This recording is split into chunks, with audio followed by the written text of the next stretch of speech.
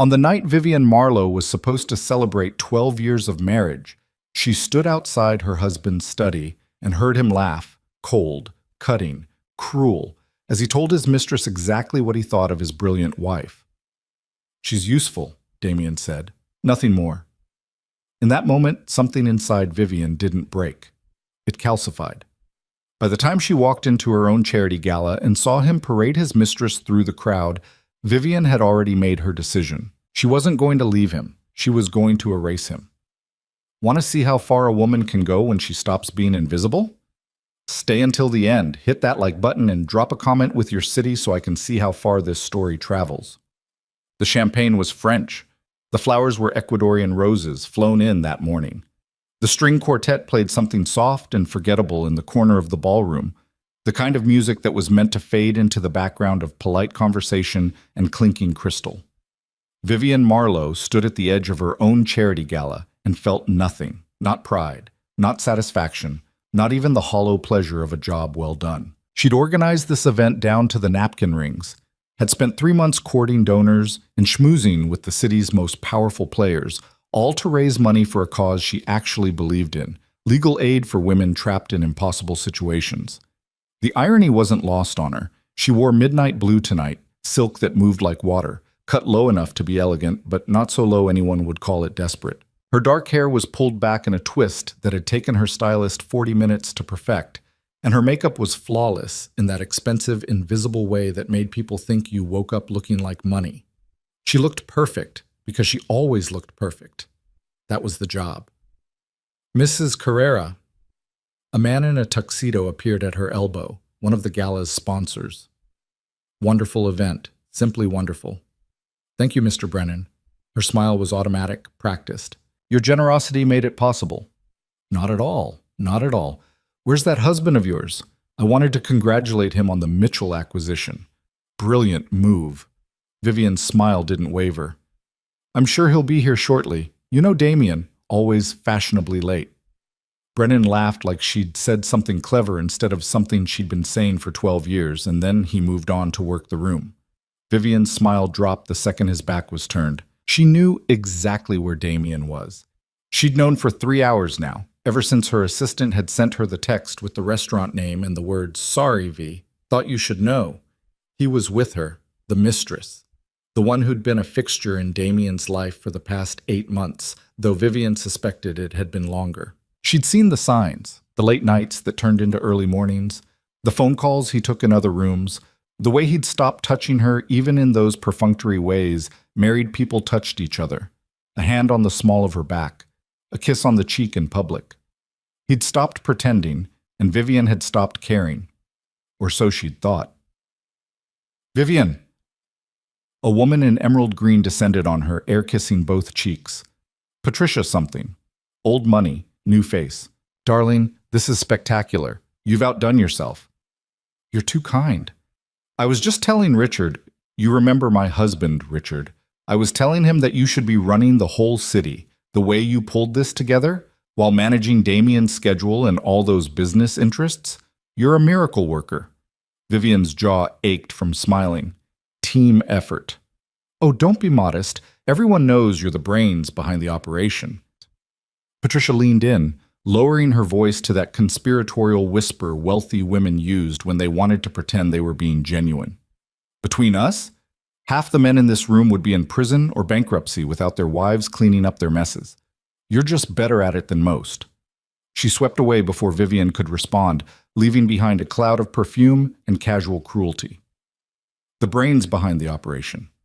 If only Patricia knew how right she was. Vivian moved through the crowd with the ease of someone who'd been doing this for over a decade. She knew how to work a room, how to make people feel seen and important, how to extract commitments and donations with nothing more than a well-timed laugh and a touch on the arm. She'd learned it all from Damien in those early years, back when she'd thought they were building something together. God, she'd been stupid, not naive. Vivian had never been naive. She'd known exactly who Damien Carrera was when she married him. She'd known about the shell companies and the offshore accounts, the loans that weren't really loans, and the business deals that happened in the back rooms of restaurants she'd never heard of.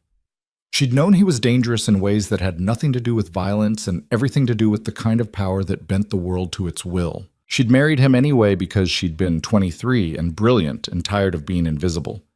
Damien had seen her, really seen her, or so she'd thought. He'd watched her dismantle a prosecutor's case against one of his associates using nothing but public records and a photographic memory, and he'd looked at her like she was magic. "Marry me," he'd said 3 weeks later, and Vivian had said yes because she'd wanted to matter to someone. She'd wanted to be more than the scholarship student from nowhere who'd clawed her way through law school on pure spite and student loans. She'd wanted to be seen. 12 years later, she was still invisible, just in a different way. "There she is," a familiar voice cut through her thoughts. "The woman of the hour." Vivian turned to find Marcus Chen, Damien's attorney, approaching with 2 glasses of champagne. He handed her one and clinked his glass against hers before she could refuse. "To Vivian Carrera," he said. "The only person in this city who could get Judge Rothman and Senator Valdez in the same room without bloodshed." "They're on opposite sides of the ballroom," Vivian said dryly. "Exactly." Marcus grinned. He was younger than Damien by 5 years, handsome in that polished way lawyers were handsome, and one of the few people in Damien's orbit who'd ever treated Vivian like she had a brain. "Seriously, though, this is impressive. You've got half the city's power structure in this room, and they're all opening their checkbooks for you." "For the cause," Vivian corrected. "Right, the cause." Marcus took a sip of his champagne, his expression turning serious. "Speaking of which, has Damien seen the final donor list?"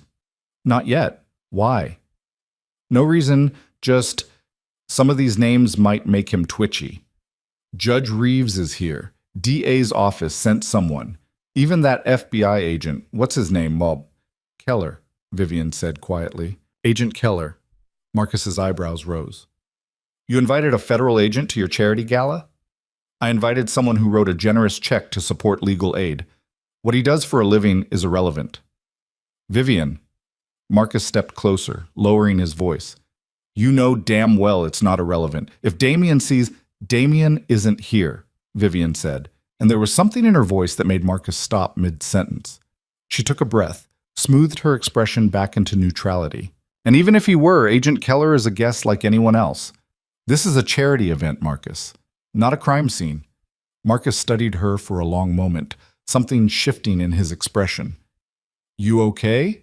"Perfect," Vivian lied. "Why wouldn't I be?" Before Marcus could answer, a ripple went through the crowd.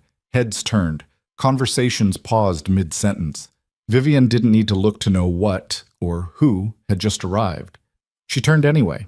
Damien Carrera stood in the entrance to the ballroom like he owned it, which, in a sense, he did. He donated enough money to this hotel over the years that the manager probably had his picture in a shrine somewhere. He wore a tuxedo the way some men wore armor, and his salt and pepper hair was styled in that casually perfect way that probably cost more than most people's car payments. He looked good. Damien always looked good. And on his arm, draped in red silk and diamonds, Vivian knew for a fact hadn't come from any of the collections Damien kept in the safe at home, was her. Serena Voss, 28, former model, current consultant for one of Damien's legitimate businesses. Future nobody once Damien got bored. She had the kind of beauty that turned heads, long legs, perfect features, the sort of effortless sensuality that some women were born with and others spent fortunes trying to achieve. Vivian had seen dozens of Serenas over the years. Different faces, same function. They usually lasted 6 months. Serena had made it to 8, which meant either she was smarter than the others or Damien was getting sloppy. The crowd shifted, creating a path as Damien and Serena moved into the room. People smiled, nodded, pretended they didn't notice the mistress on the mobster's arm. This was the world Vivian lived in, a world where power trumped propriety, where everyone saw everything and said nothing. Vivian stood perfectly still as Damien's eyes found hers across the ballroom. For a moment, just a moment, something flickered in his expression. Surprise, maybe, or guilt. But then it was gone, replaced by that easy confidence that had always been his armor. He said something to Serena, who laughed and touched his chest with one perfectly manicured hand. Then he started walking toward Vivian. "You want me to—" Marcus started. "No," Vivian said quietly. I've got this. Damien crossed the ballroom like he was crossing his own living room, and the crowd parted for him because the crowd always parted for him. When he reached Vivian, he smiled that smile that had once made her heart race and now made her stomach turn. Beautiful event, he said, and his voice was warm, affectionate even, like they were still the couple people thought they were. Like he hadn't been screwing Serena in the penthouse Vivian had personally decorated. You've outdone yourself, Viv. Vivian's smile was perfect, practiced, empty. Thank you for coming. Wouldn't miss it. Damien's hand found the small of her back, a gesture of possession disguised as affection. He leaned in close enough that she could smell his cologne, something expensive and woody that Serena had probably picked out. Sorry we're late. Business ran long. Business, right. Vivian's eyes flicked to Serena, who was standing a careful 3 feet away, looking around the ballroom with the bright-eyed interest of someone who'd never seen this much wealth and power in one place. She was pretty up close, Vivian had to admit. Younger than Vivian by almost 15 years, with that fresh-faced quality that would fade in a decade or so when reality caught up with her. Mrs. Carrera. Serena's voice was surprisingly soft, almost uncertain. It's such an honor to be here. The work you're doing for these women, it's really incredible. Vivian looked at her, really looked at her, saw the nerves beneath the polish, the way Serena's hands were clasped too tightly in front of her, the almost desperate need for approval in her eyes. She was young. God, she was so young. Thank you, Vivian said, and her voice came out gentler than she'd intended. That's kind of you to say. Damien's hand tightened on Vivian's back. Serena's been telling me she wants to get more involved in charity work. I told her there's no one better to learn from than you. The audacity of it nearly made Vivian laugh. Here was her husband, standing in the middle of her charity gala with his mistress on his arm, suggesting that Mistress should spend more time with the wife he was betraying. It would be funny if it wasn't so perfectly, devastatingly cruel. I'm sure Serena has many talents, Vivian said smoothly. She doesn't need my guidance. Something flashed in Damien's eyes. Warning, maybe, or irritation. But before he could respond, Senator Valdez materialized at his elbow, already launching into a conversation about upcoming legislation. Damien's attention shifted instantly, his hand dropping from Vivian's back as he turned to engage with the senator. Serena lingered for a moment, looking uncertain. Then she offered Vivian a small, almost apologetic smile and drifted away toward the bar. Vivian stood there for 3 seconds. 5. 10. Watching her husband work the room like he hadn't just humiliated her in front of half the city's elite. Watching people pretend not to notice, not to care, because Damien Carrera's money and power made him untouchable. And in that moment, standing in the middle of her own event, surrounded by people who knew her name but didn't know her at all, Vivian felt something shift inside her chest, not her heart breaking. Hearts broke when you still cared.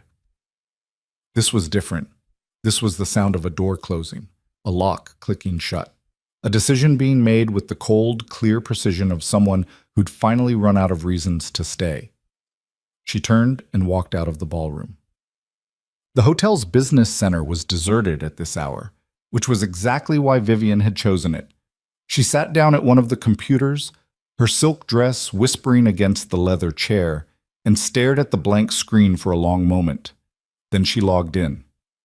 Not to her personal email, not to anything that could be traced back to her easily. She logged into an account she'd set up 3 years ago, when she'd first started to suspect that her marriage was less a partnership and more a carefully constructed lie, an account Damien didn't know about, that no one knew about. The password was 20 characters long, a random string of letters and numbers she'd memorized, the kind of password that would take years to crack, even with sophisticated software. Vivian's fingers hovered over the keyboard. She'd been building this for years, quietly, carefully. Every shell company she'd set up for Damien, every offshore account she'd created, every legal shield she'd constructed to keep his empire running, she'd left herself a back door, a way in, a kill switch, if it ever came to that. She'd told herself it was insurance, protection, in case Damien ever decided she knew too much, in case he ever decided to handle her the way he handled other problems. But that wasn't why she'd done it. Not really. She'd done it because some part of her had known, even back then, that this day was coming, that eventually she'd stand in a room full of people who respected her work, but not her, married to a man who valued her skills, but not her soul, and she'd have to choose. Stay invisible, or burn it all down. Vivian opened the first file. She worked for 2 hours in that quiet business center, her fingers flying across the keyboard with the kind of focused intensity that had made her the youngest person ever to pass the bar in her state. Around her, the gala continued. She could hear the distant sound of music, laughter, the clink of glasses. It all felt very far away.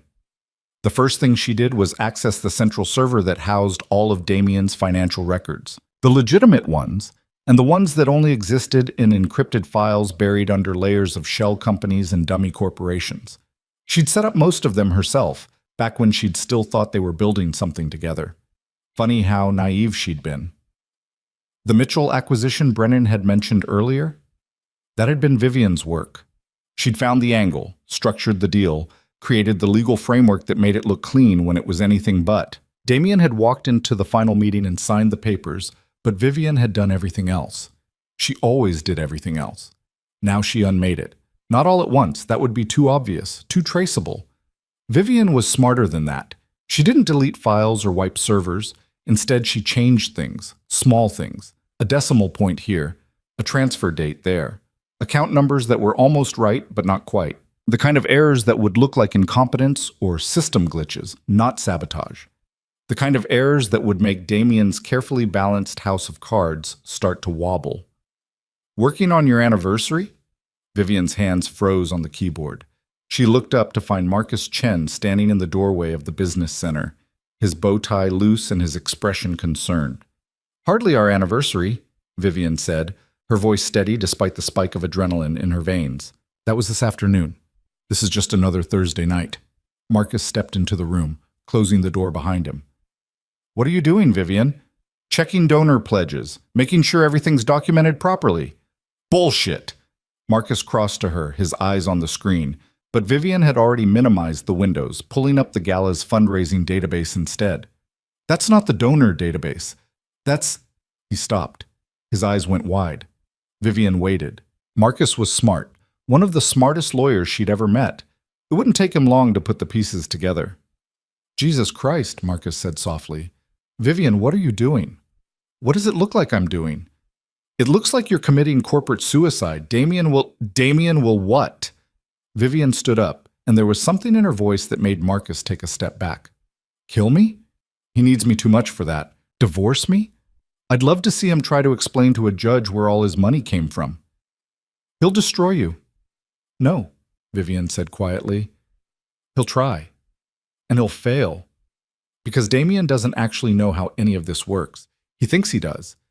He thinks he's some kind of criminal mastermind.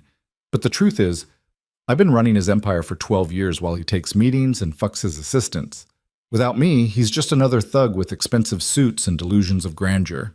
Marcus stared at her like he'd never seen her before. You're serious? Completely. Why? Why now? What did he... Marcus stopped, understanding dawning on his face. The mistress. Serena. This has nothing to do with Serena.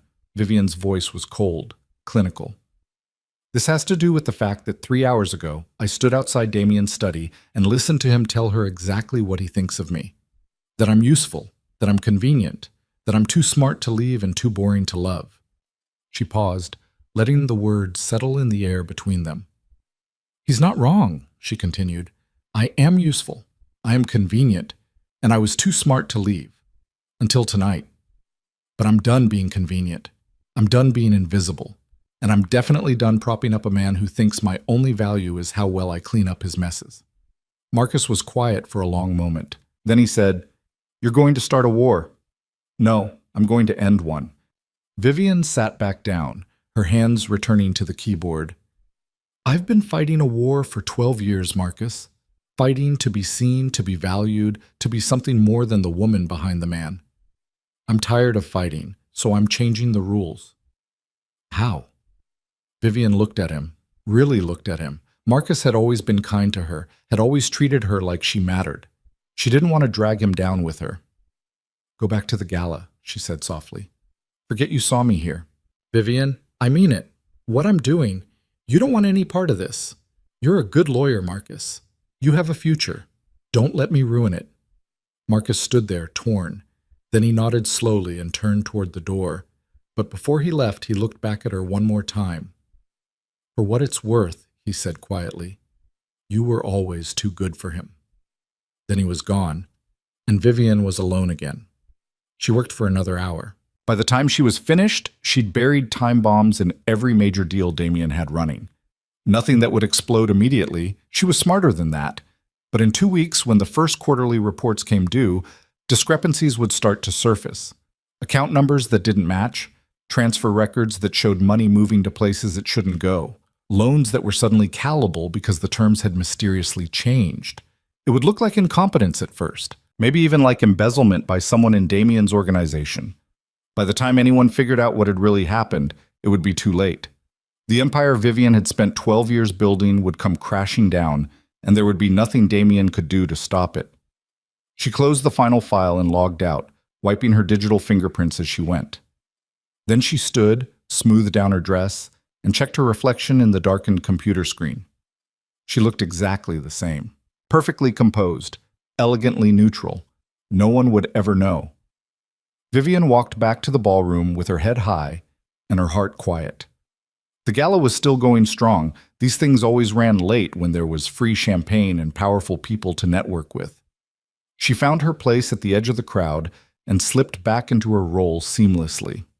Across the room, Damien was deep in conversation with Judge Rothman, probably greasing wheels or calling in favors. Serena stood nearby looking bored and checking her phone. Vivian watched them for a moment. Her husband, his mistress, the life she was about to leave behind. She felt nothing. No anger, no sadness, no regret. Just a bone-deep satisfaction that came from knowing she'd finally taken control of her own story. Mrs. Carrera? A server appeared at her elbow with a tray of champagne. Can I get you anything? Vivian smiled. No, thank you. I have everything I need. And for the first time in 12 years, she meant it. The gala wrapped up around midnight. Donors filed out with promises to write checks, politicians made vague commitments about future support, and the catering staff began the slow process of breaking down the event. Vivian stood near the entrance, thanking people as they left. It was exhausting work, smiling and nodding and pretending she cared about their compliments. But she did it anyway because this was her event, and she'd see it through to the end. Damien had left an hour earlier, Serena trailing after him like a puppy. He'd found Vivian before he went, kissing her cheek in that performative way that looked affectionate but felt like ownership. Great job tonight, he'd said. We'll talk tomorrow about some of those donor connections. I think I can leverage a few of them for the waterfront project. Of course he could. Of course he'd already figured out how to use her work for his own ends. Vivian had smiled and nodded, and Damien had walked away without noticing that his wife hadn't said a word. Now, as the last guest trickled out and the staff began dimming lights, Vivian finally allowed herself to relax. Her feet ached in her heels, her jaw hurt from smiling, and she was fairly certain she'd shaken hands with at least 200 people tonight. But it was done. The gala was a success. More importantly, the other thing, the thing no one knew about, was also done. Hell of a night.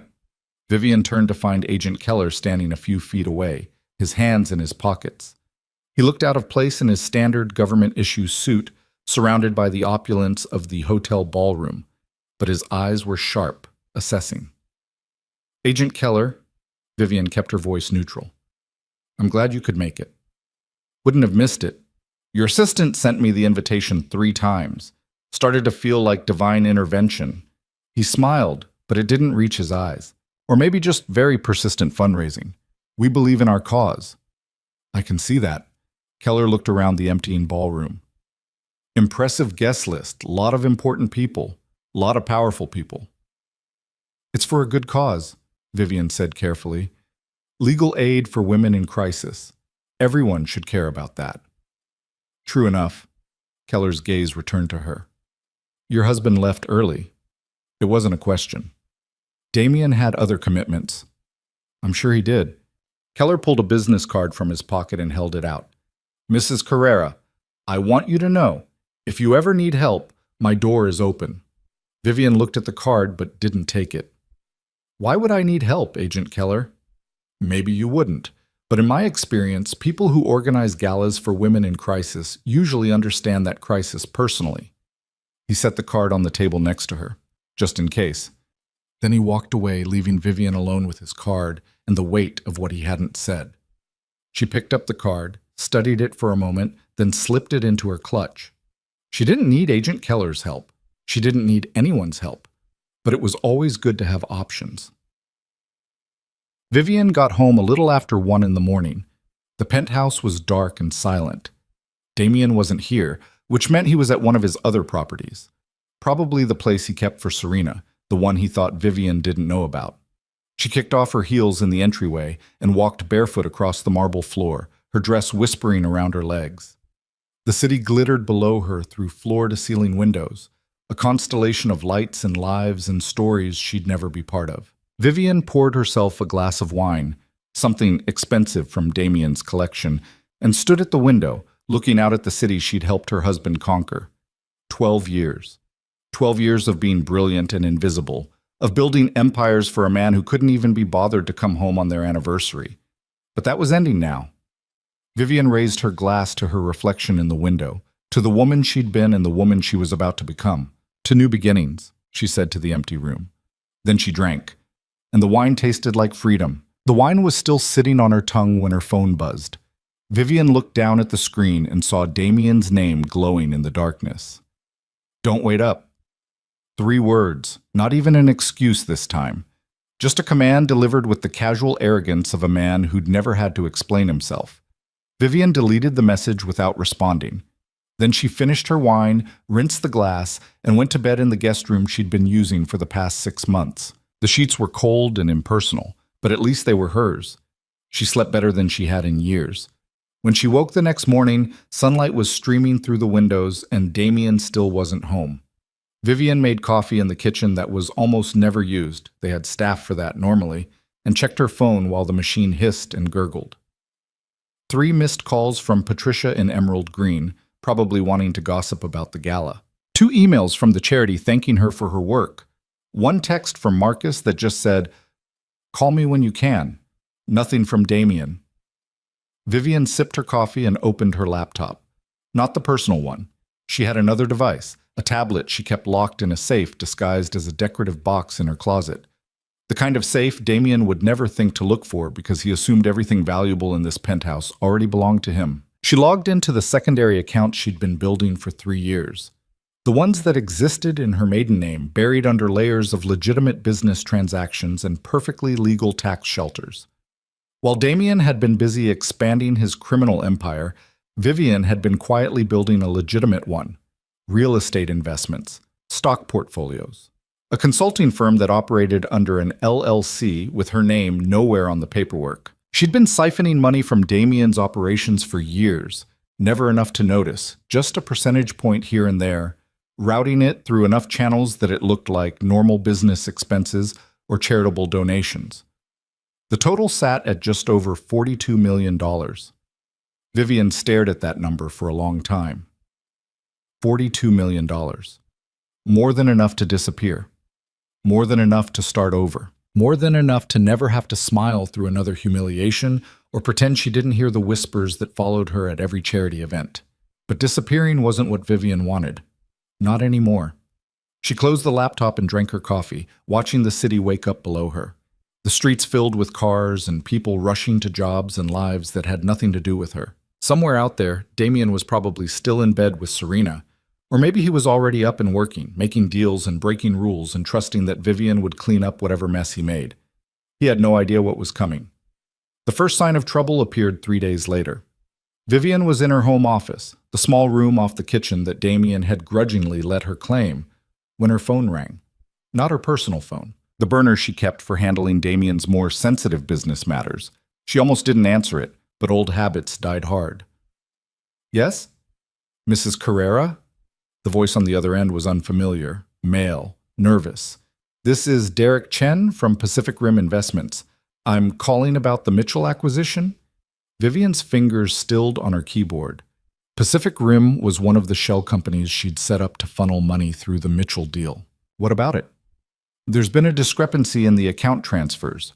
The funds that were supposed to clear on the 15th are showing as routed to an incorrect account.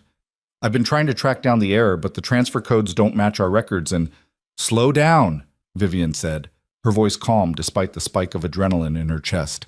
What exactly are you seeing? Derek walked her through it. The wrong account numbers, the mismatched dates, the transfer amounts that were off by decimal points. Small errors, individually. But collectively, they added up to millions of dollars that were now sitting in limbo, untraceable and inaccessible, exactly as Vivian had designed it. I need you to send me everything, she said. Every document, every transfer record, every email chain. Can you do that? Of course. But Mr. Carrera is going to— Let me worry about Mr. Carrera. You focus on documentation. I'll handle the rest. She hung up before Derek could argue. Then she sat back in her chair and allowed herself a small, cold smile. It was starting. The calls came in steadily over the next week. Different voices, same story, account errors, transfer failures, missing documentation. Nothing catastrophic yet. These were all problems that could theoretically be fixed given enough time and resources. But they required attention, required explanations, required Vivian to dive back into the systems she'd built and untangle the messes she'd deliberately created. Except Vivian wasn't untangling anything. She was making it worse. Every time someone called with a problem, she'd promise to look into it. Then she'd access the relevant accounts and change a few more numbers, create a few more errors, route money through a few more dead-end shell companies. She worked carefully, methodically, creating chaos that looked like incompetence instead of sabotage. And all the while, Damien noticed nothing.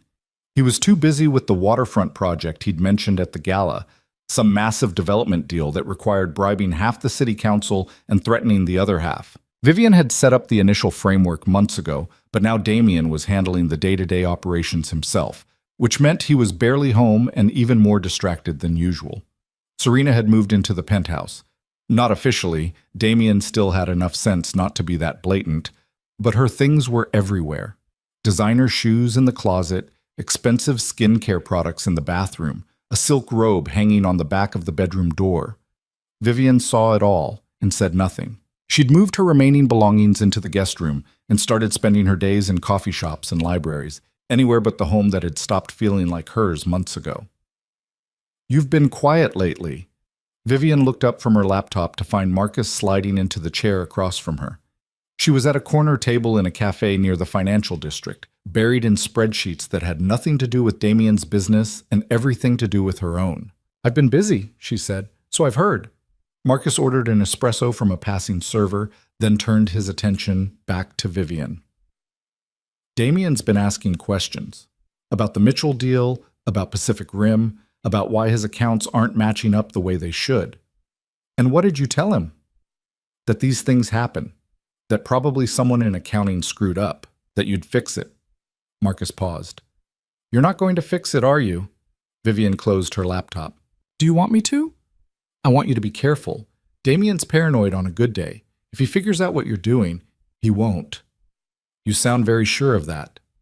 I am. Vivian leaned back in her chair, studying Marcus. He looked tired, she realized. There were shadows under his eyes and tension in his shoulders that hadn't been there a week ago. Is he making your life difficult? He's making everyone's life difficult.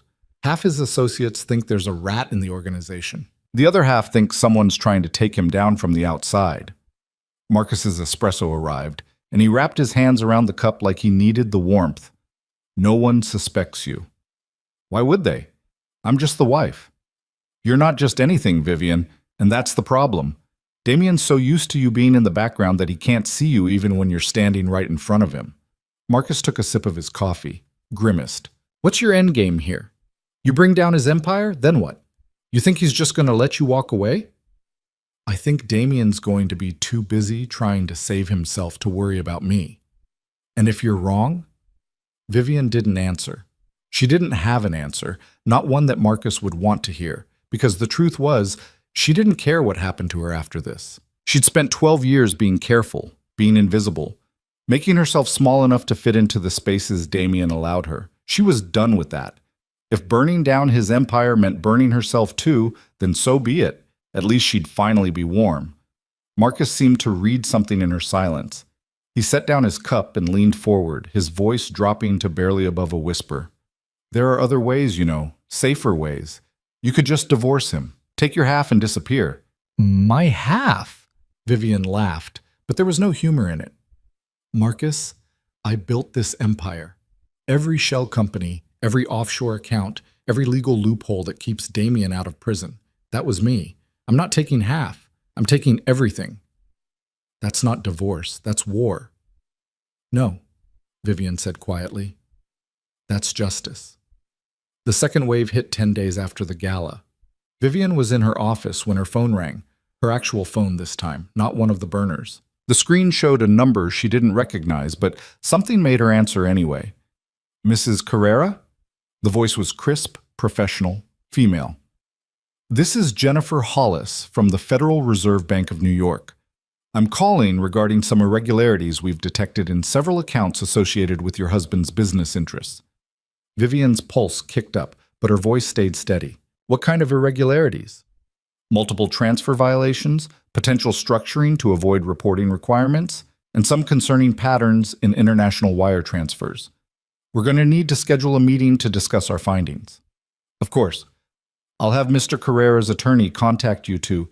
Actually, Mrs. Carrera, we were hoping to speak with you. Our records show you are listed as a signatory on most of these accounts, and your name appears on quite a bit of the documentation. Vivian's mind raced. She'd expected scrutiny, eventually. That was part of the plan, but not this fast, and not directly targeting her. I handle administrative work for my husband, Ms. Hollis. I'm not involved in the day-to-day financial operations. I understand. Nevertheless, we'll need to speak with you. Are you available tomorrow at 2? I'll have to check my schedule and get back to you. Mrs. Carrera, I should mention that this isn't optional. We can do this cooperatively, or we can do it with subpoenas.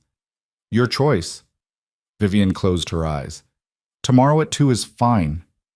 She hung up and sat very still, her heart pounding against her ribs.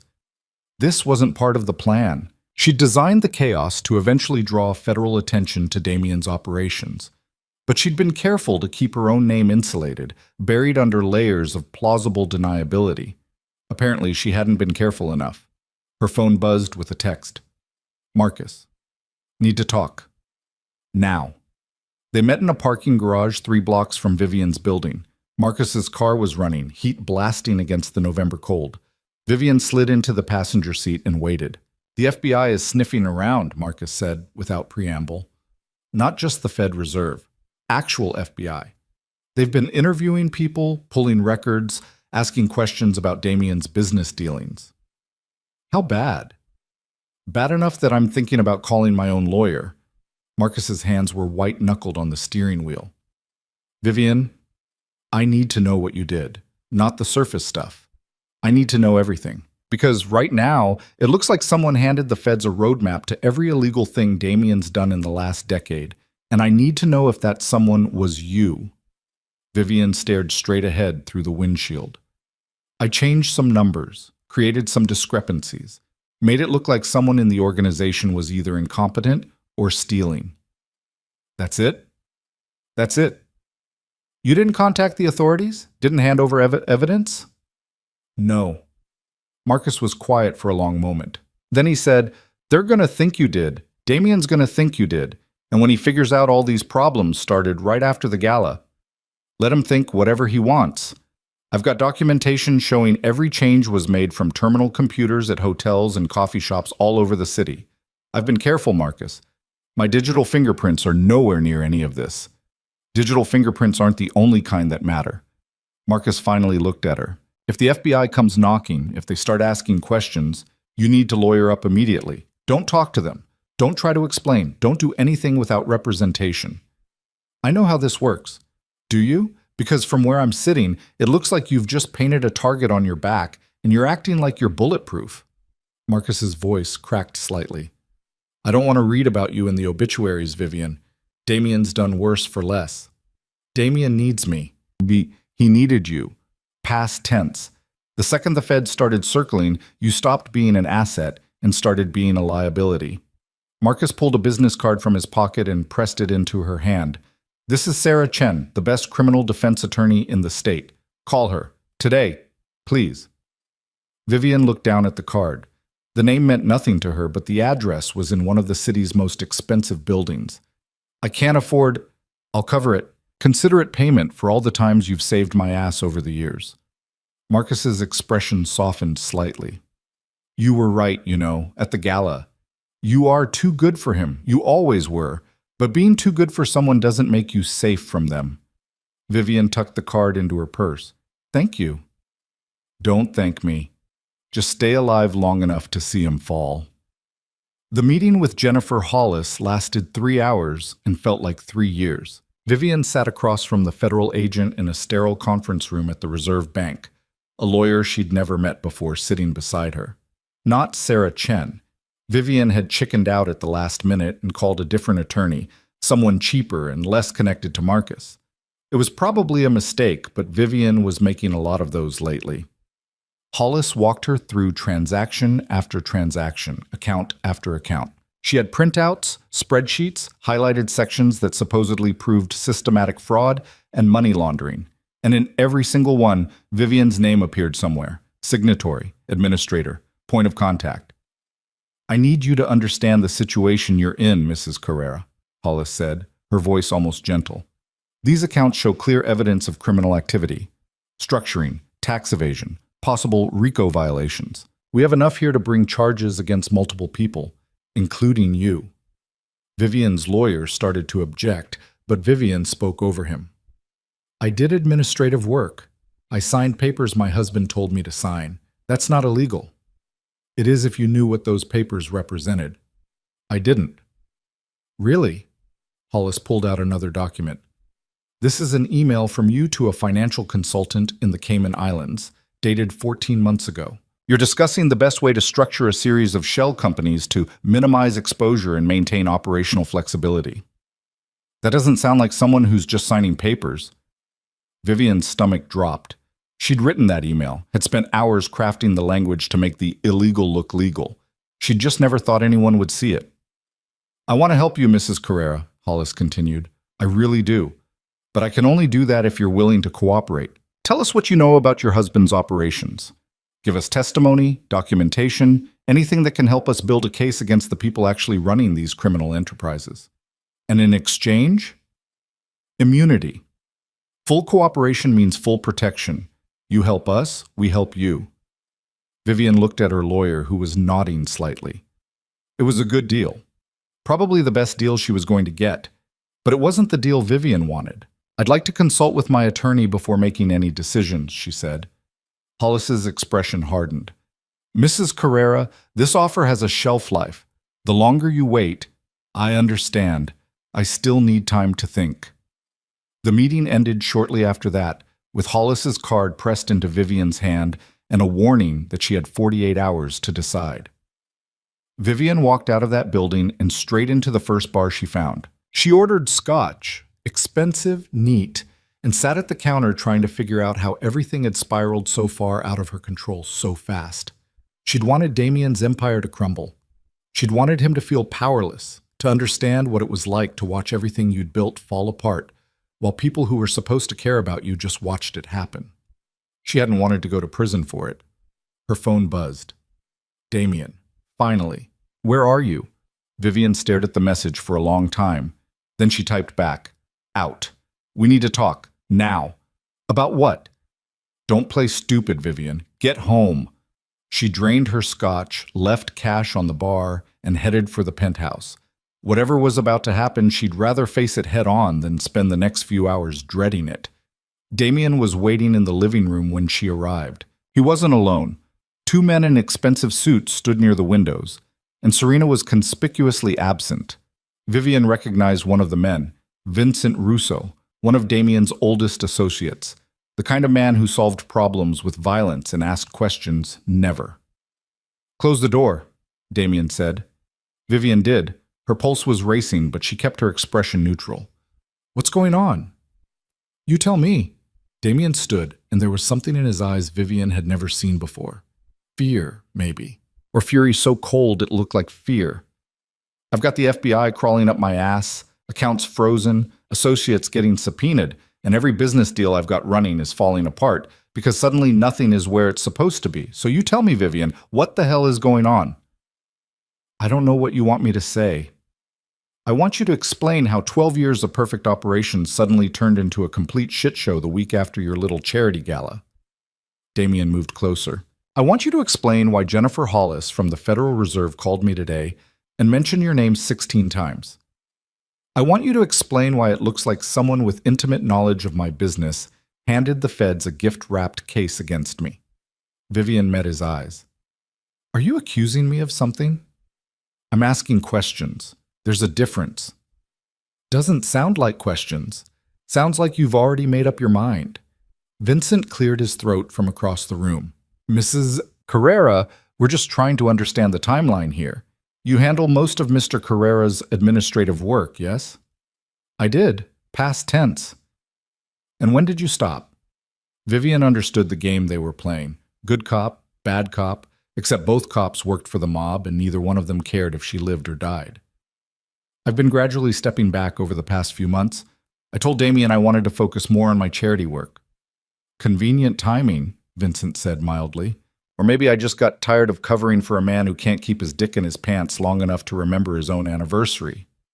Vivian's voice was sharp, cutting. She watched Damien flinch and felt a savage satisfaction. You want to know what's going on? Fine. You've been sloppy. You've been distracted. You've been making deals without thinking through the legal implications because you assumed I'd be there to clean up your messes.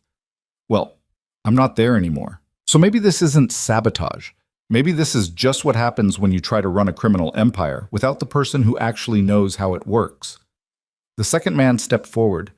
Vivian didn't know his name, but she recognized the type. Muscle. Enforcer. The kind of man who made problems disappear. Damien held up a hand, stopping him. Everyone out. Now. Vincent and the enforcer exchanged glances, but they left. The door closed behind them with a soft click that sounded too much like a lock. Vivian stood very still. Damien circled her slowly like a predator sizing up prey.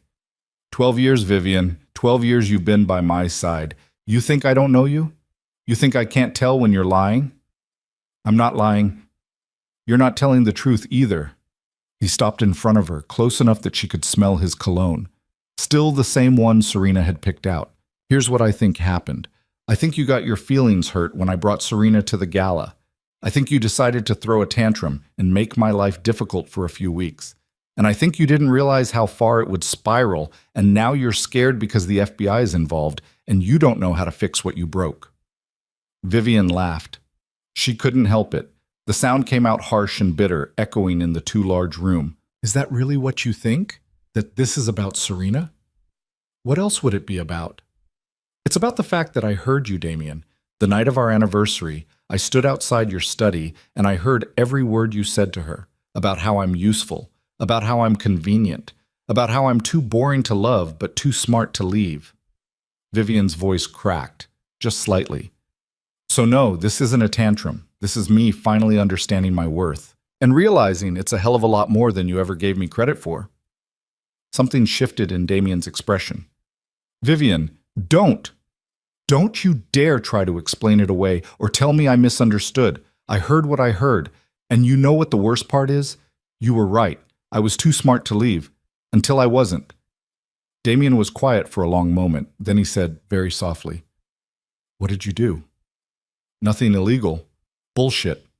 I changed some numbers, made some errors, created enough chaos that your house of cards started to wobble. That's all." Vivian met his eyes. "The FBI? The frozen accounts? The subpoenas? That's not me, Damien. That's you. That's 12 years of illegal activity finally catching up with you." "With us," Damien corrected. "Your name is on half those accounts. Your signature is on the documents. If I go down, you're coming with me." "Maybe. Or maybe the FBI will believe me when I tell them I was just following my husband's orders, that I had no idea what those accounts were really for." Vivian smiled, and it was not a kind smile. "Who do you think they'll believe, Damien? The crime boss with a rap sheet, or the charity organizer who's been trying to help women escape abusive situations?" Damien's hand shot out, gripping her arm hard enough to bruise. "You think you're untouchable? You think I won't Won't what? Kill me? Go ahead. See how well that plays with the FBI agents who are already building a case against you. Vivian didn't pull away. Or maybe you'll just threaten me, try to scare me into cleaning up this mess like I've cleaned up every other mess you've made. But here's the thing, Damien. I'm not scared anymore. I'm just tired. He released her arm, stepping back like she'd burned him. I loved you. No, you didn't. You loved what I could do for you. There's a difference. Vivian, I'm leaving. Tonight. I'm going to pack a bag and walk out that door, and you're not going to stop me. She headed toward the guest room, then paused and looked back. And Damien, if anything happens to me, if I disappear or have an accident or mysteriously overdose, I've got documentation that goes straight to the FBI. Everything. Account numbers, shell companies, recordings of conversations, emails, all of it. So if you're thinking about solving this problem the way you usually solve problems, think again. It was a bluff. She had documentation, yes, but it wasn't set up to automatically send anywhere. Still, Damien didn't know that. You're making a mistake, he said. Probably, but at least it's my mistake to make. Vivian packed quickly, throwing clothes and essentials into a suitcase without caring what matched or what didn't. She grabbed her laptop, her tablet, the burner phones, and the small safe that held her important documents. Everything else, the designer clothes, the jewelry, the life she'd built in this penthouse, she left behind. None of it had ever really been hers anyway. Damien didn't try to stop her when she walked out. He just stood in the living room and watched her go, his expression unreadable. The last thing Vivian saw before the elevator doors closed was Serena emerging from the bedroom, looking rumpled and confused. She'd been there the whole time, listening to everything. Vivian wondered if that would matter. Then she decided she didn't care. She checked into a hotel under a false name, paid in cash, and sat on the edge of the bed staring at her phone. Marcus had called 4 times. She should call him back. She should probably also call Sarah Chen, the criminal defense attorney, and start building her own protection. Instead, she pulled out Agent Keller's card and stared at it for a long time. Then she dialed. He answered on the second ring. Keller? Agent Keller, this is Vivian Carrera. We met at the charity gala. A pause. I remember. Are you all right, Mrs. Carrera? That depends on your definition of all right. Vivian took a breath.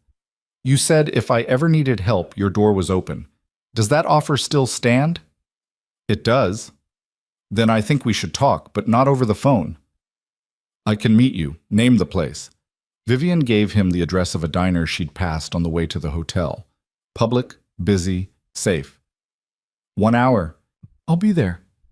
She hung up and sat in the silence of the hotel room, listening to the sounds of the city through thin walls. Somewhere out there, Damien was probably making calls, mobilizing his lawyers, trying to figure out how to contain the damage she'd caused. Let him try. Vivian stood, smoothed down her clothes, and checked her reflection in the bathroom mirror. She looked tired. She looked scared. She looked free. Then she grabbed her coat and headed out to make a deal with the devil she didn't know, in hopes of escaping the one she did. The diner smelled like coffee and grease and decades of other people's conversations. Vivian slid into a booth near the back, her coat still buttoned up despite the overheated interior, and ordered coffee she had no intention of drinking. The waitress looked about 19 and completely uninterested in Vivian's existence, which was exactly what Vivian needed right now. Agent Keller arrived 12 minutes later. He spotted her immediately, which told Vivian he'd probably been watching the entrance before he came in. He slid into the booth across from her without asking permission and ordered his own coffee. Thanks for meeting me, Vivian said. Thanks for calling. Keller had the kind of face that was hard to read, not unfriendly, but carefully neutral in a way that probably came from years of interviewing people who didn't want to talk. You sounded rattled on the phone. I am rattled. Want to tell me why? Vivian wrapped her hands around her coffee cup, even though it was too hot to hold comfortably. The pain kept her focused. How much do you know about my husband's business operations? Enough to know he's not just a successful businessman, not enough to make charges stick. Keller's eyes didn't leave her face. Yet. What if I could change that? Then I'd want to know what you're getting in exchange. Vivian appreciated the directness. No pretense, no dancing around the subject, just straight to the transaction. Immunity. Full immunity for anything I might have done while working for Damien. That's a big ask. I know, but I've got big information. Keller leaned back in his seat, considering. The waitress returned with his coffee, and he waited until she was gone before speaking again. Walk me through what you're offering. Everything. Shell companies, offshore accounts, money laundering operations, bribery records. The names of every judge and politician Damien's got in his pocket. 12 years of documentation. Vivian's voice was steady, but her hands were shaking slightly. I built his entire operation, Agent Keller. I know where everybody is buried, literally and figuratively. And you're willing to hand all that over? Yes. Why now? It was a fair question. Vivian had spent 12 years protecting Damien, building his empire, making sure he stayed untouchable. Why turn on him now?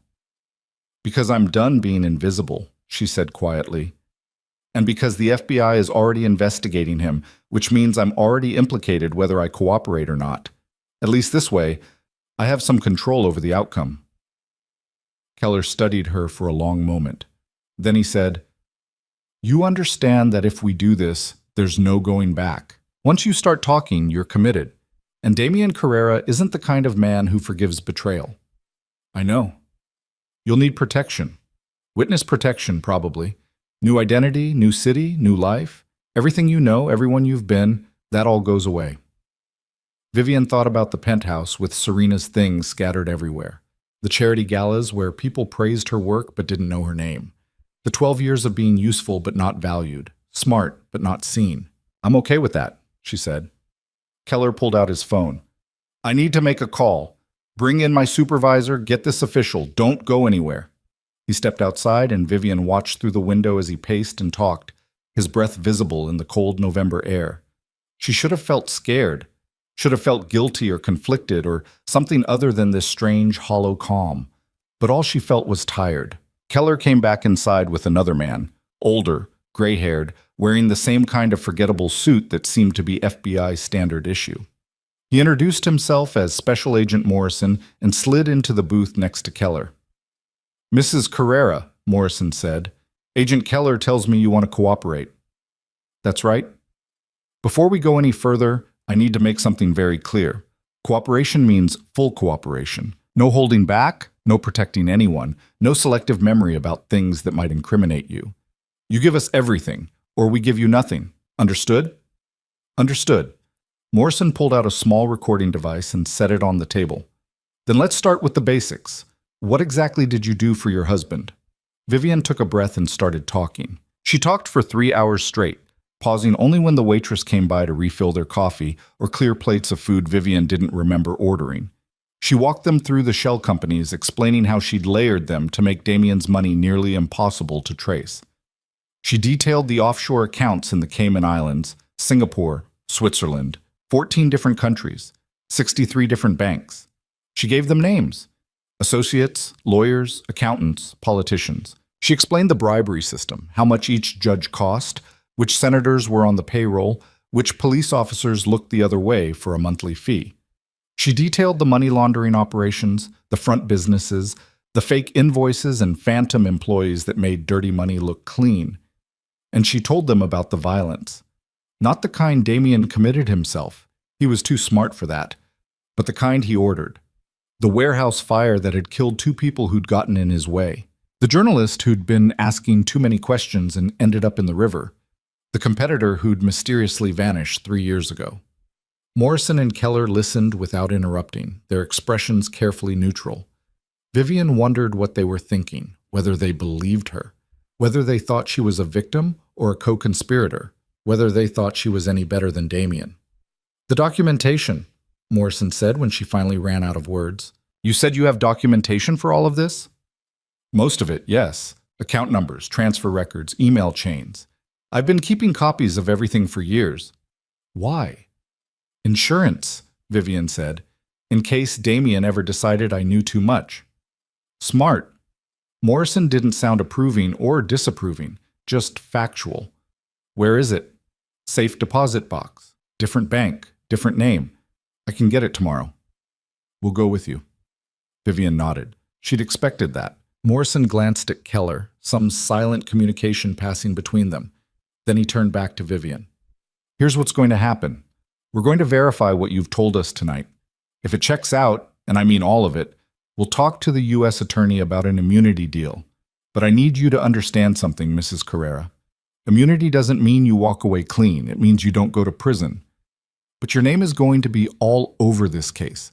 People will know you testified. Your life as Vivian Carrera is over. I know. Do you? Morrison leaned forward. Because in my experience, people think they know what they're signing up for, and then reality hits and they fall apart. You're going to testify against your husband. You're going to sit in a courtroom and detail every illegal thing he's done while he stares at you from the defense table. His lawyers are going to try to destroy you. They're going to paint you as a scorned wife, a liar, a criminal who's trying to save herself by destroying an innocent man. And that's before we talk about the physical danger. Damian Carrera has resources. He has people. And he's going to use all of it to make sure you never make it to trial. Vivian met his eyes. Then I guess you'd better keep me alive long enough to testify. Morrison almost smiled. Almost. We're going to try, but you need to follow our rules. Starting tonight, you don't go anywhere alone. You don't contact anyone from your old life. You don't use your credit cards or access your bank accounts. Anything you do can be traced, and anything that can be traced can be used against you. What about my things, my clothes, We'll get you what you need, but everything from your old life stays in your old life. Morrison stood. There's a safe house about 40 minutes outside the city. We're going to take you there tonight. You'll stay until we can verify your information and start building our case. Vivian thought about the hotel room she'd paid for in cash. The suitcase full of expensive clothes she'd probably never wear again. She thought about Marcus and whether he'd worry when she disappeared. She thought about the charity she'd built and the women she'd been helping and whether anyone would continue that work when she was gone. Then she thought about Damian's face when he realized she'd actually done it, when he understood that the invisible wife had been the most dangerous person in his life all along. Okay, she said, let's go. The safe house was exactly what it sounded like, a nondescript ranch house in a subdivision full of identical ranch houses, the kind of place where no one noticed their neighbors and everyone minded their own business. Keller drove while Morrison sat in back with Vivian, both agents constantly checking mirrors and side streets. Vivian watched the city disappear behind them and tried not to think about what came next. Two agents were waiting at the house when they arrived, a woman who introduced herself as Agent Park and a younger man whose name Vivian immediately forgot. They did a quick sweep of the property while Vivian stood in the driveway, still wearing her coat, still carrying nothing but her purse. Clear, Park said, emerging from the garage. No signs of surveillance, no vehicles in the area that don't belong. Morrison nodded. Mrs. Carrera, you're going to stay here for the next few days while we verify your information and coordinate with the U.S. Attorney's Office.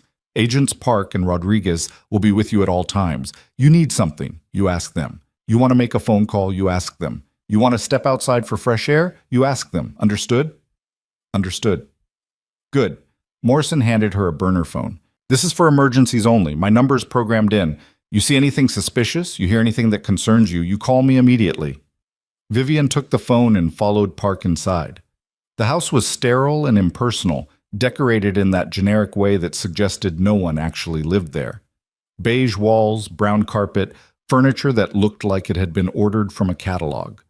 There was a small bedroom at the end of the hall that Park indicated would be hers. There's clothes in the closet, Park said. Probably not your style, but they'll fit well enough. Bathrooms across the hall.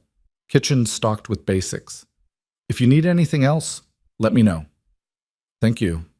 Park lingered in the doorway. She was maybe 35, with dark hair pulled back in a no-nonsense ponytail, and eyes that had probably seen too much. Can I give you some advice, Mrs. Carrera? Please, get some sleep. I know that sounds impossible right now, but the next few weeks are going to be hell, and you need to be sharp. So sleep while you can, eat when food's available, and don't waste energy worrying about things you can't control. That's easier said than done. Everything worth doing is. Park offered a tight smile. I'll be in the living room if you need anything. Try to rest. She closed the door, and Vivian was alone. She sat on the edge of the bed and stared at the blank wall for a long time. Somewhere across the city, Damien was probably tearing apart the penthouse, looking for evidence of what she'd done. Somewhere, Marcus was fielding panicked calls from associates trying to figure out why their operations were falling apart. Somewhere, Serena was learning what it meant to be with a man whose world was collapsing. And here Vivian sat, in a house that wasn't hers, wearing clothes that didn't fit, having just betrayed the man she'd spent 12 years protecting. She should have felt guilty, should have felt something other than this bone-deep exhaustion, but all she felt was done. Vivian lay down without bothering to change clothes and closed her eyes. Sleep came faster than she expected, pulling her under like a tide she was too tired to fight. She dreamed of numbers and offshore accounts and Damien's voice, saying she was useful, nothing more. When she woke, it was morning, and someone was knocking on her door. "Mrs. Carrera?" Park's voice, calm and professional. "We need you in the living room." Vivian sat up, disoriented. For a moment, she couldn't remember where she was or why her back hurt from sleeping in her clothes. Then it all came rushing back. She found Park in the living room with Morrison and two other people she didn't recognize. A man in an expensive suit who introduced himself as Assistant U.S. Attorney James Chen, and a woman with severe glasses who said her name was Linda Hayes from the U.S. Attorney's office. "Mrs. Carrera," Chen said, gesturing to the couch. "Please sit. We need to discuss the parameters of your cooperation." Vivian sat. Her mouth tasted like stale coffee and regret. Chen opened a briefcase and pulled out a thick stack of papers. "We've spent the night reviewing your preliminary statement and cross-referencing it with existing investigations. I'll be direct. What you've described would constitute one of the largest RICO cases this office has prosecuted in a decade. If even half of what you've told us is verifiable, we're looking at charges against dozens of individuals, including several sitting judges and at least 2 state senators." "It's all verifiable," Vivian said quietly. "We'll need to confirm that. Which brings us to the documentation you mentioned, the safe deposit box. I can take you there today." "We'll arrange that." Chen exchanged glances with Hayes. "But first, we need to discuss your immunity agreement. This is a preliminary draft, subject to revision once we've verified your claims. But the basic terms are as follows. Full immunity from prosecution for any crimes committed during your marriage to Damien Carrera, in exchange for complete cooperation including testimony at trial." He slid the document across the coffee table. Vivian picked it up and started reading. The legal language was dense, but she'd spent enough years working with contracts to understand the gist. She was trading her freedom for Damien's destruction, and the government was willing to make that trade. "There are conditions," Hayes said. She had the kind of voice that cut through bullshit like a scalpel through tissue. "You cannot contact your husband or any known associates. You cannot access joint accounts or shared assets. You will be required to surrender your passport and agree to GPS monitoring. And you will cooperate fully with our investigation, which means answering every question we ask, no matter how uncomfortable." "I understand." "Do you?" Hayes leaned forward. "Because I need you to understand what complete cooperation means. We're going to ask about things you probably don't want to discuss. Your marriage, your finances, your personal life. We're going to dig into every corner of your existence, looking for anything that might undermine your credibility as a witness. And if we find something, if we discover you've lied about anything, no matter how small, this deal disappears and you get charged along with everyone else." Vivian met her eyes. "I haven't lied." "Good. Then sign the preliminary agreement and let's go get that documentation." The bank was in a neighborhood Vivian had chosen specifically because it was nowhere near anywhere Damien ever went.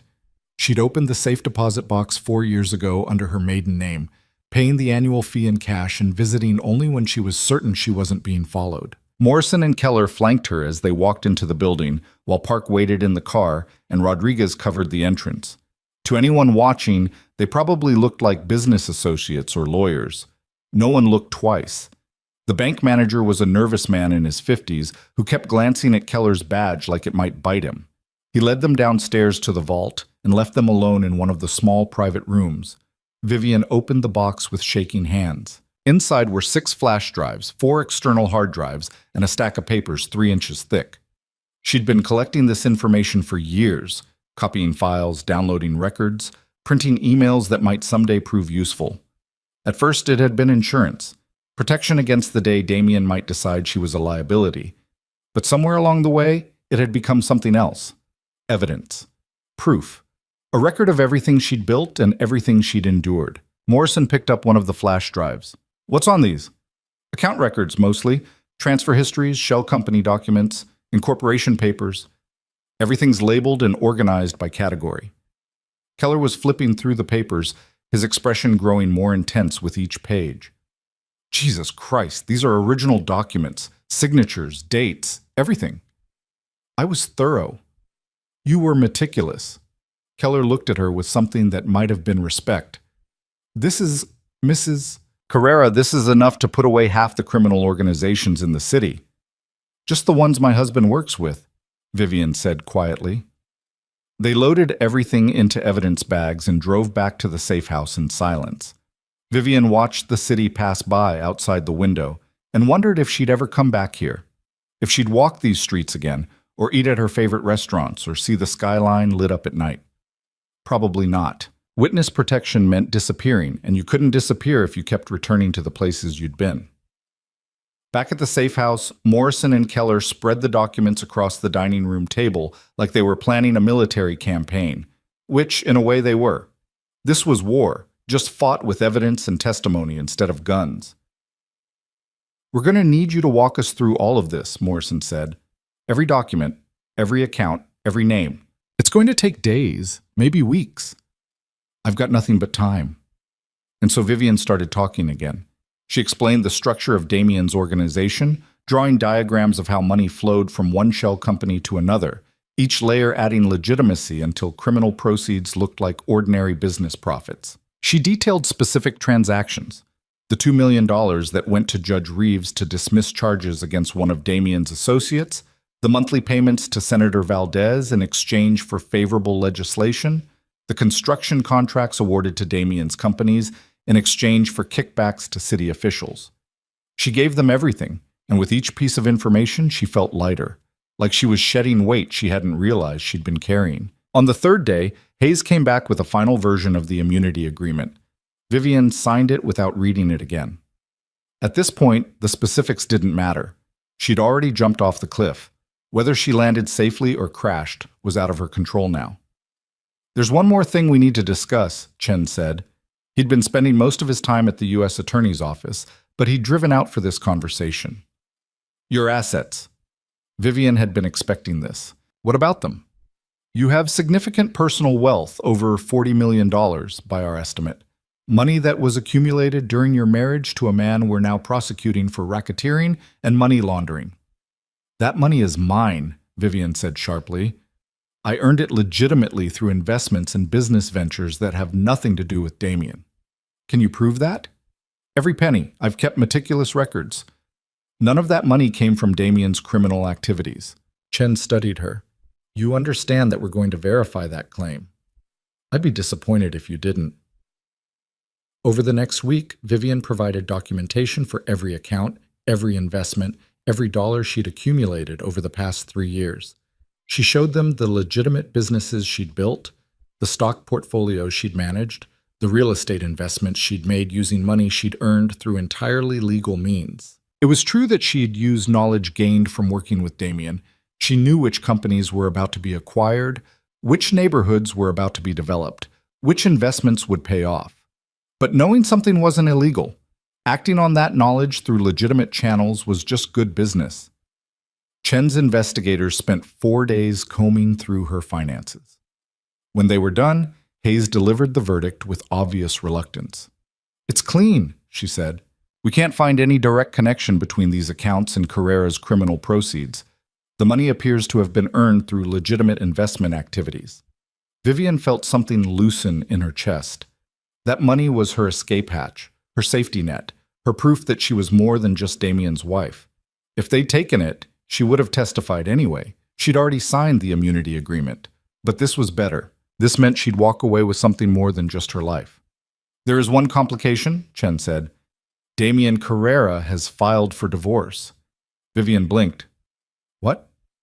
This morning, his attorney submitted papers claiming irreconcilable differences and requesting division of marital assets. Chen slid a document across the table. He's also claiming that you've stolen money from joint accounts and asking for a restraining order to prevent you from accessing any shared property. Vivian read through the filing, her hands surprisingly steady. It was exactly what she'd expected Damien to do: paint her as the villain, make himself the victim, try to control the narrative before she could.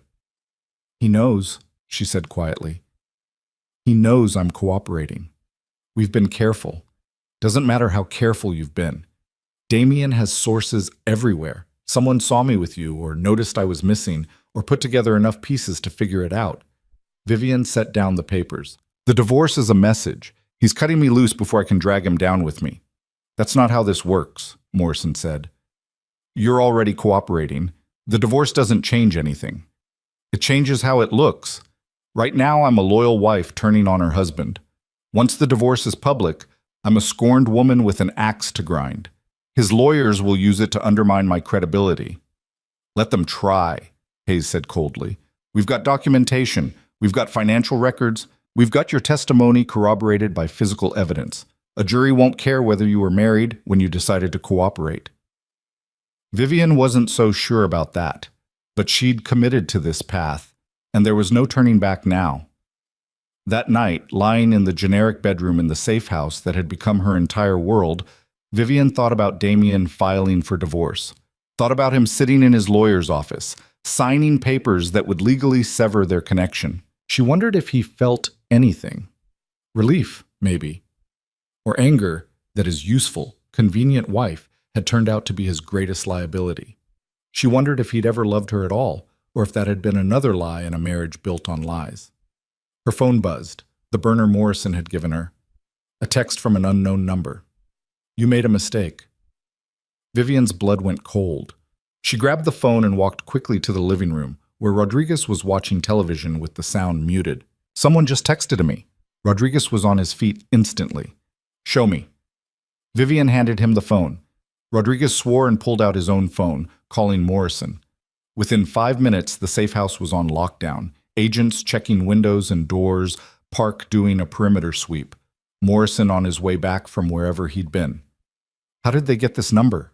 Vivian asked. Her voice sounded calmer than she felt. "I don't know. This phone was clean. No one should have had access to it." Rodriguez was scrolling through settings, checking for tracking software or malware.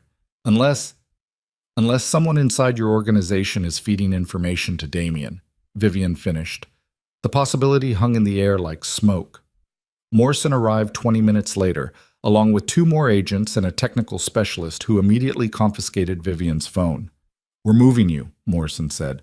"Tonight, new location, new team, complete communication blackout until we figure out how they got to you. They'll find me again. Maybe. But we'll make it harder." Morrison's expression was grim. "Mrs. Carrera, I need you to understand something. We're good at what we do, but Damien Carrera has resources we can't match and connections we can't control. There's a very real possibility that he'll find a way to get to you before trial." "So what are you saying, that I should recant? Disappear? Pretend none of this happened?" "I'm saying you still have options. We can arrange for you to leave the country, set you up somewhere Carrera can't reach you. You wouldn't testify, but you'd be safe." Vivian thought about it. About running, hiding, spending the rest of her life looking over her shoulder. About Damien walking free while she lived in fear. "No," she said. "I'm not running. I'm not spending the rest of my life afraid of him. We move forward." Morrison nodded slowly. "Then we move you tonight, and we tighten security. But Mrs. Carrera, if he finds you again, we might not be able to stop what happens next." "I know." They packed her meager belongings, the ill-fitting clothes from the safe house closet, the toiletries she'd been using, the burner phone that was now evidence. Vivian watched agents move through the house with practiced efficiency, erasing all signs she'd ever been there. Within an hour, she was in the back of an SUV with tinted windows, driving through the night to a location she wouldn't know until they arrived. Park sat beside her, Rodriguez drove, and 2 cars full of federal agents formed a convoy around them. Vivian watched the city lights fade behind them and thought about Damien getting that text message confirmation, that his warning had been delivered, that his soon-to-be ex-wife knew he was watching. She thought about how far she'd fallen from the woman who'd stood in a ballroom 2 weeks ago, smiling and raising money and playing the role of the perfect wife. And she thought about how far she still had to go before this was over. The new safe house was in the middle of nowhere, a farmhouse surrounded by empty fields and a single road that went on for miles in both directions. Harder to approach unseen, easier to defend. Vivian stood on the porch in the cold November air and looked out at the darkness, listening to the silence that was so different from the city noise she'd lived with for 12 years. Behind her, agents were setting up equipment and checking security systems, establishing the perimeter that was supposed to keep her alive. Vivian pulled her coat tighter and wondered if any of it would be enough. Then she went inside, because standing in the darkness made her too easy a target, and she wasn't ready to die yet. She still had too much left to destroy. The farmhouse became Vivian's prison and sanctuary all at once. Days bled into each other with a sameness that would have been comforting if it wasn't so suffocating. She woke, ate meals prepared by rotating agents, answered questions from prosecutors who drove out from the city, and went to bed in a room that smelled like dust and old wood. At night, she could hear the wind moving through the empty fields, a sound so different from traffic and sirens that it kept her awake for hours. On the 8th day at the farmhouse, Morrison arrived with news that made Vivian's stomach drop. "Damien's been arrested," he said without preamble. He looked tired, like he'd been up all night coordinating raids and processing evidence. "We executed warrants at 6 locations this morning. His penthouse, 3 business offices, a warehouse in the industrial district, and a property in his mistress's name." Vivian sat very still. "What did you find? Enough?" Morrison pulled out a chair and sat across from her at the kitchen table. "Financial records that corroborate your testimony. Computers with encrypted files we're working on cracking, and about $4 million in cash hidden in the walls of that warehouse." "He'll make bail." "Probably. But it doesn't matter. The U.S. attorney is moving forward with RICO charges. We've got him on money laundering, racketeering, bribery, and about 15 other counts." Morrison paused. "We've also arrested Judge Reeves and Senator Valdez." Vivian closed her eyes. Judge Reeves had always been kind to her at charity events, making small talk about his grandchildren. Senator Valdez had written a generous check for legal aid just 3 weeks ago. They were corrupt, yes, but they were also human beings with families who would now watch them go to prison. Because of her. "How many people total?" she asked quietly. 16 arrests so far. More coming as we work through the evidence you provided." Morrison's voice gentled slightly. "I know this isn't easy. But these people made choices, Mrs. Carrera. They chose to break the law. You're just the one who finally held them accountable. That doesn't make it feel better. It's not supposed to. It's just supposed to be true." The arrests made national news. Vivian watched the coverage on the farmhouse television, volume low, while Agent Park pretended not to notice. The networks loved it, a sweeping organized crime case involving politicians and judges, all connected to a powerful businessman who'd operated with impunity for years. And at the center of it all, though the reporters didn't know it yet, was the businessman's wife. Vivian watched footage of Damien being led into federal court in handcuffs, his expression carefully neutral. He wore an expensive suit and walked with his shoulders back, projecting confidence even as prosecutors detailed the charges against him. His lawyer, some hotshot from New York that Vivian didn't recognize, argued for reasonable bail and promised his client would fight these baseless accusations. The judge set bail at $20 million. Damien posted it within 3 hours. "He's out," Morrison told her that evening. "Surrendered his passport, agreed to GPS monitoring, but he's out." "I knew he would be." His lawyer's already making noise about the case being built on unreliable testimony from a disgruntled spouse. "They're trying to get ahead of it before we reveal you as a witness." Vivian laughed, a harsh sound that didn't contain any humor. "Let them. It won't change what I know or what I can prove." But it did change things, in ways Vivian hadn't anticipated. With Damien out on bail and aware that his wife was cooperating, the threats became more pointed, not directed at Vivian. The FBI had her too well protected for that, but at the people around her. Marcus called Morrison's office 3 days after Damien's release. Someone had broken into his apartment, trashed the place, and left a note that just said, "Tell her to stop." The charity Vivian had built received an anonymous donation of $1 with a memo line that read, Blood money from a traitor. Asi. Patricia and Emerald Green posted on social media about the importance of loyalty, tagging several mutual friends and making thinly veiled references to people who betrayed those who'd given them everything. Vivian watched her old life cannibalize itself from a distance, powerless to stop it or explain or defend herself. The worst part was knowing that most people would believe Damien's version of events. She was the scorned wife, the woman who couldn't handle her husband's infidelity, so she burned down his life in revenge. Never mind that she'd spent 12 years building that life. Never mind that she had evidence of crimes that had nothing to do with marital problems. The narrative was simpler, cleaner, easier to digest if she was just an angry woman instead of a whistleblower. "You okay?" Park asked one evening, finding Vivian on the porch again, staring out at the darkness. "Define okay?" "Fair point." Park leaned against the railing beside her. "For what it's worth, I think you're doing the right thing." "Do you?" "Yeah. I've been doing this job for 8 years. I've seen a lot of people who knew about crimes and said nothing because speaking up was too hard or too dangerous or too inconvenient. You didn't have to cooperate. You could have just divorced him and walked away." "I thought about it," Vivian admitted. "Would have been easier." "Easier doesn't mean better." Vivian turned to look at the agent. Park was younger than her by maybe 5 years, with the kind of quiet competence that came from being good at a difficult job. "Do you think we'll win at trial?" "Honestly, I don't know. Juries are unpredictable, and Damien's got enough money to hire lawyers who are very good at creating reasonable doubt." Park paused. "But I think you've got a real shot. The evidence is solid, your testimony is detailed, and you're credible in ways that matter. You're educated, articulate, and you're not asking for anything except immunity for crimes you committed under duress." "I wasn't under duress," Vivian said quietly. "That's the part people won't understand. I knew what I was doing. I knew it was illegal. I just didn't care because I thought we were building something together." "You were young." "I was 23, old enough to know better." "Maybe, but you're making it right now. That has to count for something." Vivian wanted to believe that. She wanted to believe that 12 years of complicity could be balanced by a few months of cooperation. But she'd seen enough of the world to know that redemption wasn't a ledger where good deeds canceled out bad ones. Sometimes you just had to live with what you'd done and try to be better going forward. The preliminary hearing was scheduled for a cold morning in late December. Vivian wasn't required to attend. In fact, Morrison recommended she stay away, but she insisted on being there.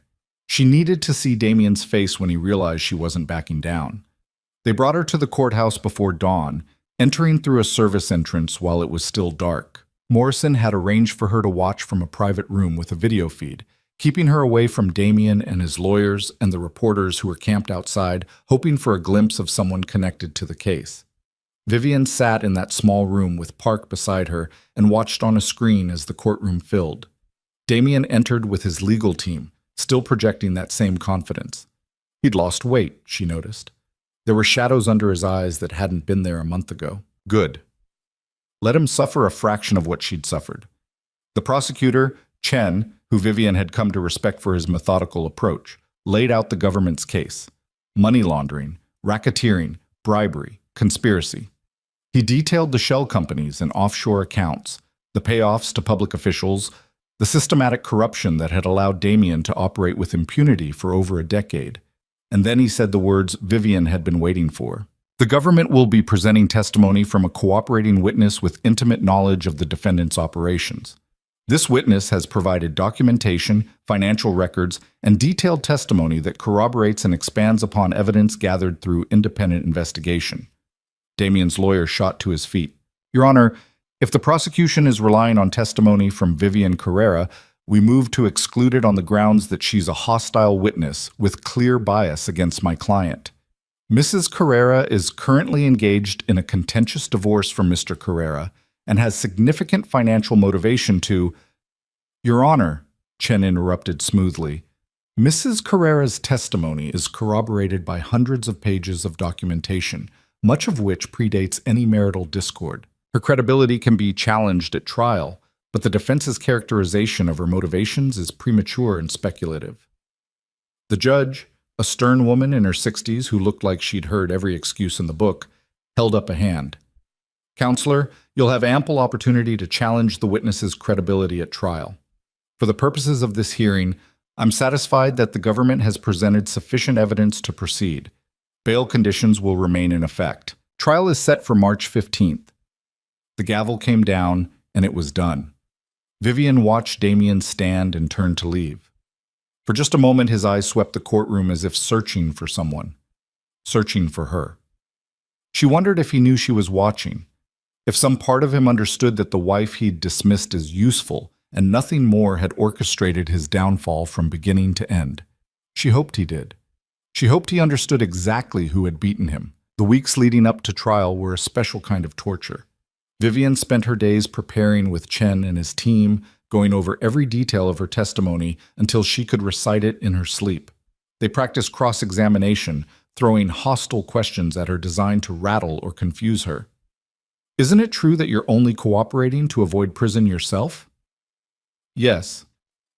Isn't it true that you benefited financially from your husband's crimes? I benefited from being married to him, yes, but my personal wealth was earned through legitimate means. Isn't it true that you're angry at your husband for having an affair, and this is your revenge? I'm angry at my husband for a lot of things. The affair is pretty low on the list. Chen would stop the session after each round and provide feedback. Softer tone here, more detail there. Don't let them bait you into appearing emotional. Vivian absorbed it all, reshaping herself into the perfect witness. At night, alone in the farmhouse bedroom, she let herself be human again. She cried sometimes, though she couldn't always articulate what the tears were for. Lost time, maybe. Or the death of the person she'd been at 23. So certain she could build something beautiful with a man who'd never seen her as anything but useful. 3 weeks before trial, Morrison came to the farmhouse with someone Vivian hadn't expected to see. Mrs. Carrera, Morrison said, this is Serena Voss. She's asked to speak with you. Vivian stood slowly, staring at the young woman in the doorway. Serena looked different than she had at the gala, smaller somehow, with less polish and more fear. Her expensive clothes were gone, replaced by jeans and a sweater that looked like they'd come from a department store clearance rack. What are you doing here? Vivian's voice came out colder than she'd intended. I needed to talk to you. Serena's voice was quiet, almost apologetic. Agent Morrison said you might be willing to see me. Why would I be willing to do that? Because I want to help. I want to testify. Vivian looked at Morrison, who nodded confirmation. Ms. Voss came to us 2 days ago. She's got information about some of Damien's more recent operations, things that happened after you'd already started pulling back from his business. I don't understand, Vivian said to Serena.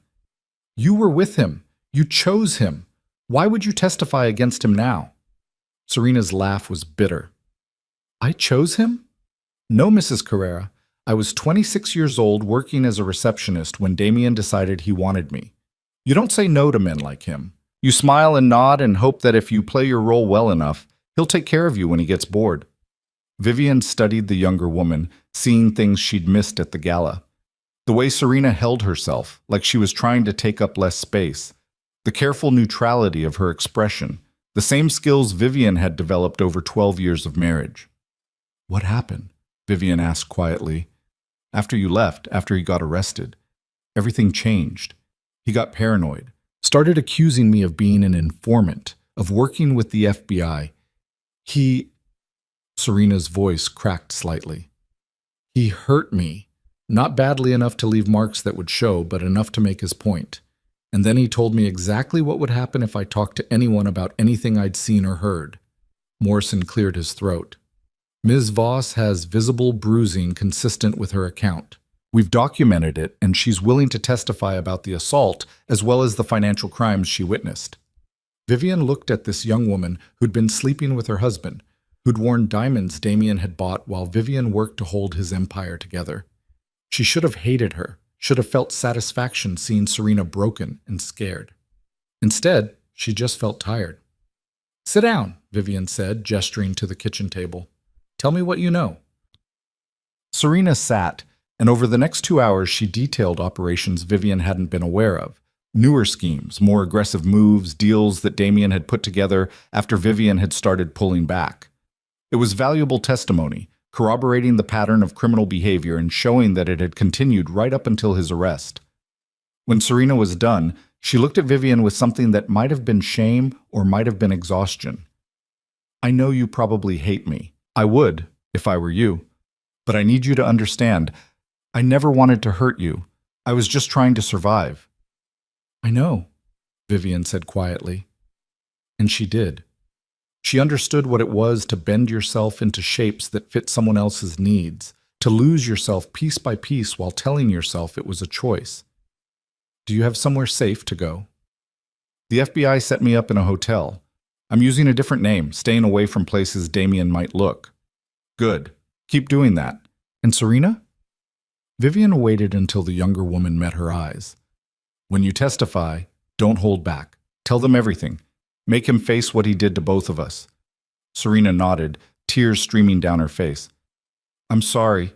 For all of it. I'm so sorry. I know, Vivian said again. Now go. Stay safe. After Serena left with Morrison, Park brought Vivian a cup of tea she hadn't asked for and sat across from her at the table. That was generous, Park said. Talking to her, helping her. I wasn't being generous, I was being practical. Her testimony strengthens the case. You could have refused to see her. Could have told Morrison to handle it without your involvement. Vivian wrapped her hands around the warm mug. She's not my enemy. She's just another woman who got caught in Damien's orbit and didn't know how to escape. Being angry at her would be like being angry at myself for all the years I stayed. You're not responsible for his choices. Neither is she. Park was quiet for a moment. Then she said, You're going to be okay, you know, after all this. You're stronger than you think. Vivian wanted to believe that, but strength felt like a luxury when she was still just trying to survive each day. The trial started on a gray March morning with protesters outside the courthouse. Some supported Damien, holding signs that called the prosecution a witch hunt and demanded justice for an innocent businessman. Others supported the government's case, calling for accountability and an end to corruption. No one was there for Vivian. She was just the ghost in the machine, the woman whose testimony would make or break the case, but whose name most people still didn't know. Chen had decided to call her as the prosecution's primary witness, building the case around her testimony and using the documentary evidence to support it. It was a risky strategy, putting so much weight on a witness who could be portrayed as bitter and vengeful. But Chen believed the evidence was strong enough to withstand cross-examination. Vivian hoped he was right. They brought her into the courthouse through the same service entrance she'd used for the preliminary hearing, moving quickly to avoid reporters and photographers. She wore a navy suit that Chen's team had selected, professional but not expensive, serious but not severe. Everything about her appearance had been calibrated to project credibility. The witness room was small and windowless. Vivian sat alone with her thoughts, while somewhere nearby, jury selection was underway. Park stood outside the door, and Morrison checked in periodically to let her know how things were progressing. Jury seated, he told her on the afternoon of the second day. Opening statements tomorrow. You'll testify the day after. Vivian nodded. Her hands were shaking slightly, and she clasped them together in her lap to hide it. You ready? Morrison asked. No, but I'm going to do it anyway. That's all anyone can ask. The night before her testimony, Vivian barely slept. She lay in the hotel room the FBI had moved her to for the duration of the trial, staring at the ceiling and running through Chen's questions in her head. She knew the answers. She'd practiced them 100 times. But knowing the answers wasn't the same as being ready to say them out loud in a courtroom full of strangers while Damien watched. She thought about the woman she'd been at 23, walking into a marriage with eyes wide open and heart full of hope. She thought about the woman she'd become over 12 years, brilliant and invisible, and slowly disappearing into the role she'd been given. And she thought about who she might become after this was over, assuming she survived it. Morning came too fast. Vivian dressed carefully, ate breakfast she couldn't taste, and rode to the courthouse in silence. Chen met her in the witness room and went over the key points one more time. Remember, he said, stick to the facts. Don't let the defense rattle you. If you don't know the answer to something, say so. Don't guess or speculate. I know. And Vivian? Chen's expression softened slightly. You've got this. I've been doing this job for 15 years, and I've never had a witness as prepared as you are. Just tell the truth and let the evidence speak for itself." A bailiff appeared in the doorway. "Mr. Chen, judge is ready." This was it. The moment Vivian had been building toward since that night at the gala, when she'd stood outside Damien's study and heard the truth about what she meant to him. She stood, smoothed down her suit, and walked toward the courtroom. The doors opened, and she saw the space she'd only watched on video before. The judge's bench, the jury box with 12 faces watching her enter, the gallery packed with reporters and observers. And there, at the defense table, Damien. He looked directly at her as she walked down the aisle. Vivian held his gaze, refusing to look away, refusing to give him the satisfaction of seeing her afraid. She'd built his empire, she'd destroyed it, and now she was going to bury it for good. The bailiff directed her to the witness stand. Vivian placed her hand on the Bible, swore to tell the truth, and sat down. Chen stood and approached, his expression calm and professional. "Please state your name for the record." "Vivian Marlowe Carrera." "And what is your relationship to the defendant?" Vivian looked at Damien one more time. Then she turned to the jury and said, "I'm his wife, and I'm the person who built every illegal operation you're about to hear about." The courtroom erupted in whispers. The judge called for order. Chen smiled slightly, pleased that she'd gone off script, but understanding why. And Vivian began to talk, her voice steady and clear, telling the truth about 12 years of crimes she'd committed, and the man who'd convinced her they were building something beautiful when all they'd really built was a house of cards that had finally, inevitably, collapsed. She testified for 6 hours that day, walking the jury through shell companies and offshore accounts, explaining money laundering in terms anyone could understand, detailing payoffs and bribes with dates and amounts. Chen guided her through it methodically, building the case piece by piece. When court adjourned for the day, Vivian was exhausted but strangely calm. The hard part was over. She'd told the truth. Whatever happened now was out of her control. The cross-examination would come tomorrow, and Damien's lawyers would try to destroy her credibility. But Vivian had spent 12 years being invisible, being underestimated, being dismissed as just the wife. She was done being invisible. Let them come. She'd survived worse than hostile lawyers. She'd survived Damien. Damien's lead attorney was a man named Richard Hastings, famous for defending white-collar criminals and getting them acquitted through sheer force of personality and legal maneuvering. He was in his late 50s, silver-haired, with the kind of voice that could make accusations sound like friendly observations. He stood now, buttoning his suit jacket, and approached Vivian with a smile that didn't reach his eyes. "Mrs. Carrera," he said warmly, like they were old friends. "Thank you for your testimony yesterday. I know that couldn't have been easy." Vivian said nothing. Chen had warned her about this, the friendly opening designed to make her let her guard down. "Now, you testified that you built these so-called illegal operations for my client. Is that correct?" "That's correct." "And you did this willingly? No one forced you?" "I did it willingly, yes." "So you're admitting under oath that you committed multiple felonies over the course of 12 years? "Yes."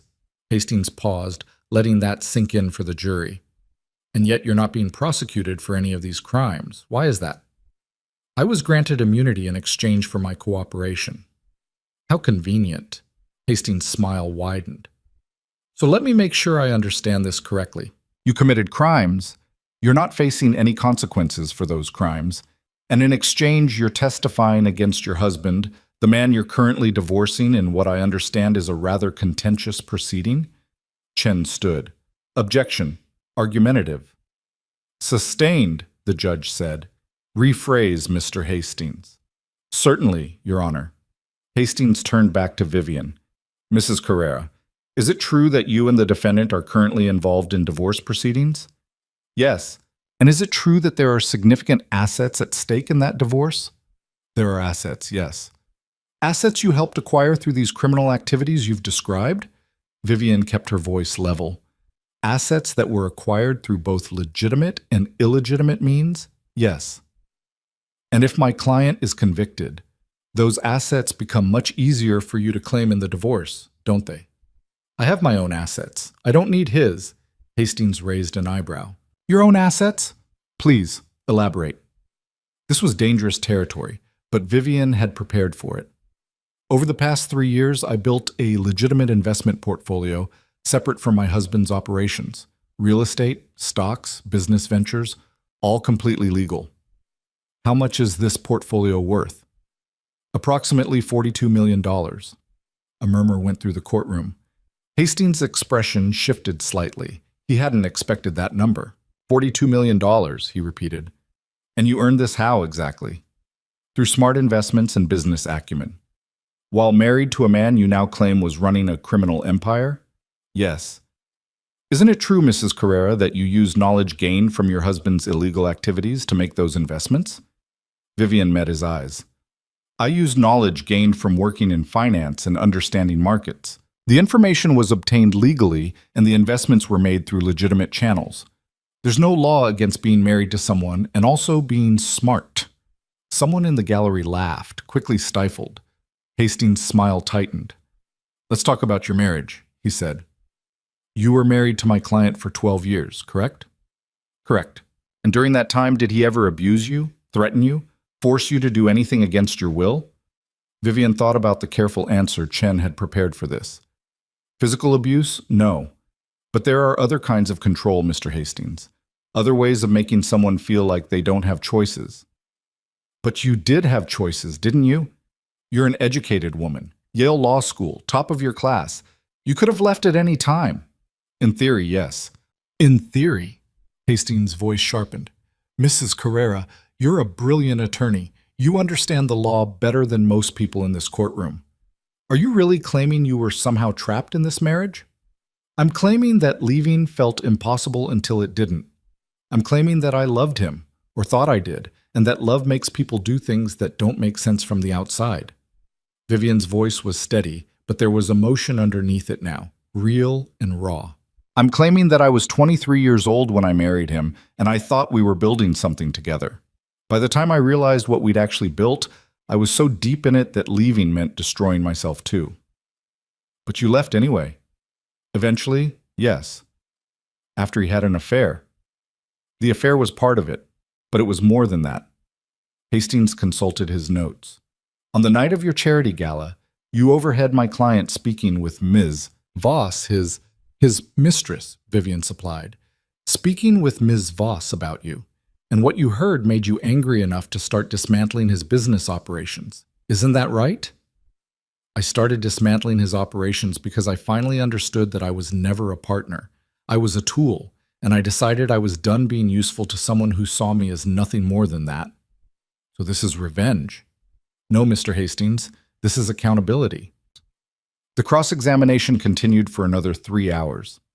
Hastings hammered at her credibility, her motivations, her immunity deal, the timing of her cooperation.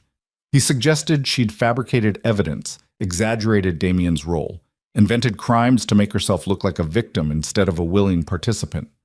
Vivian answered every question calmly, sticking to the facts, refusing to be baited into anger or defensiveness. When Hastings finally sat down, she felt like she'd run a marathon. Chen's redirect was brief. He walked her through the documentary evidence again, showing how her testimony was corroborated by bank records and emails and financial statements that couldn't be explained away as the invention of an angry spouse. When Vivian finally stepped down from the witness stand, her legs were shaking. But she'd done it. She'd survived. The trial continued for 3 more weeks. Serena testified, describing the operations she'd witnessed and the threats Damien had made after his arrest. Her bruises had faded, but the photographs were entered into evidence, showing purple marks on her ribs and arms. FBI agents testified about the raids, the evidence they'd seized, the pattern of criminal activity they'd uncovered. Forensic accountants walked the jury through money flows and shell companies, making the complicated simple. Damien's defense tried to paint everything as legitimate business that had been misconstrued by overzealous prosecutors and a vindictive wife. They called character witnesses who testified to Damien's generosity and business acumen. They brought in their own forensic accountants who offered alternative explanations for suspicious transactions. But they couldn't explain away the emails. They couldn't explain the cash hidden in warehouse walls. They couldn't explain why a legitimate businessman needed 14 offshore accounts in different names. Closing arguments happened on a Friday afternoon. Chen was methodical and precise, walking the jury through the evidence step by step, showing how it all connected. He acknowledged that Vivian was a complicated witness with complicated motivations, but he argued that her testimony was supported by physical evidence that didn't lie. Hastings gave an impassioned defense, arguing that the government was criminalizing normal business practices and relying on the word of a woman with every reason to destroy her husband. He painted Damien as a victim of a vindictive spouse and an overzealous prosecution. The jury got the case on Friday evening. They deliberated through the weekend.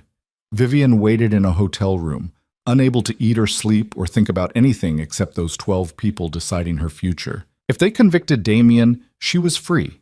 If they acquitted him, she'd spend the rest of her life looking over her shoulder, wondering when he'd decide to even the score. Monday morning came with no verdict. Monday afternoon dragged by. Monday evening turned into another sleepless night. Tuesday morning, Morrison called. Jury's back. Verdict in 1 hour. Vivian dressed in the same navy suit she'd worn for her testimony. Park drove her to the courthouse through morning traffic while Vivian tried to control her breathing. The courtroom was packed. Reporters filled the gallery, along with people whose faces Vivian recognized from Damien's world. Marcus was there, sitting in the back, and when he caught her eye, he nodded once, a gesture of support, or goodbye, or both.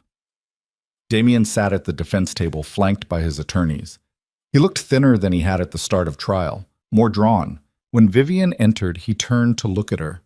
Their eyes met for a long moment. Vivian couldn't read his expression. Anger, maybe, or resignation, or just exhaustion that matched her own. The jury filed in. Vivian tried to read their faces, but they were carefully neutral, looking straight ahead. Has the jury reached a verdict? The judge asked. The foreman stood. We have, Your Honor. On the charge of racketeering, how do you find? Guilty. Vivian's breath caught.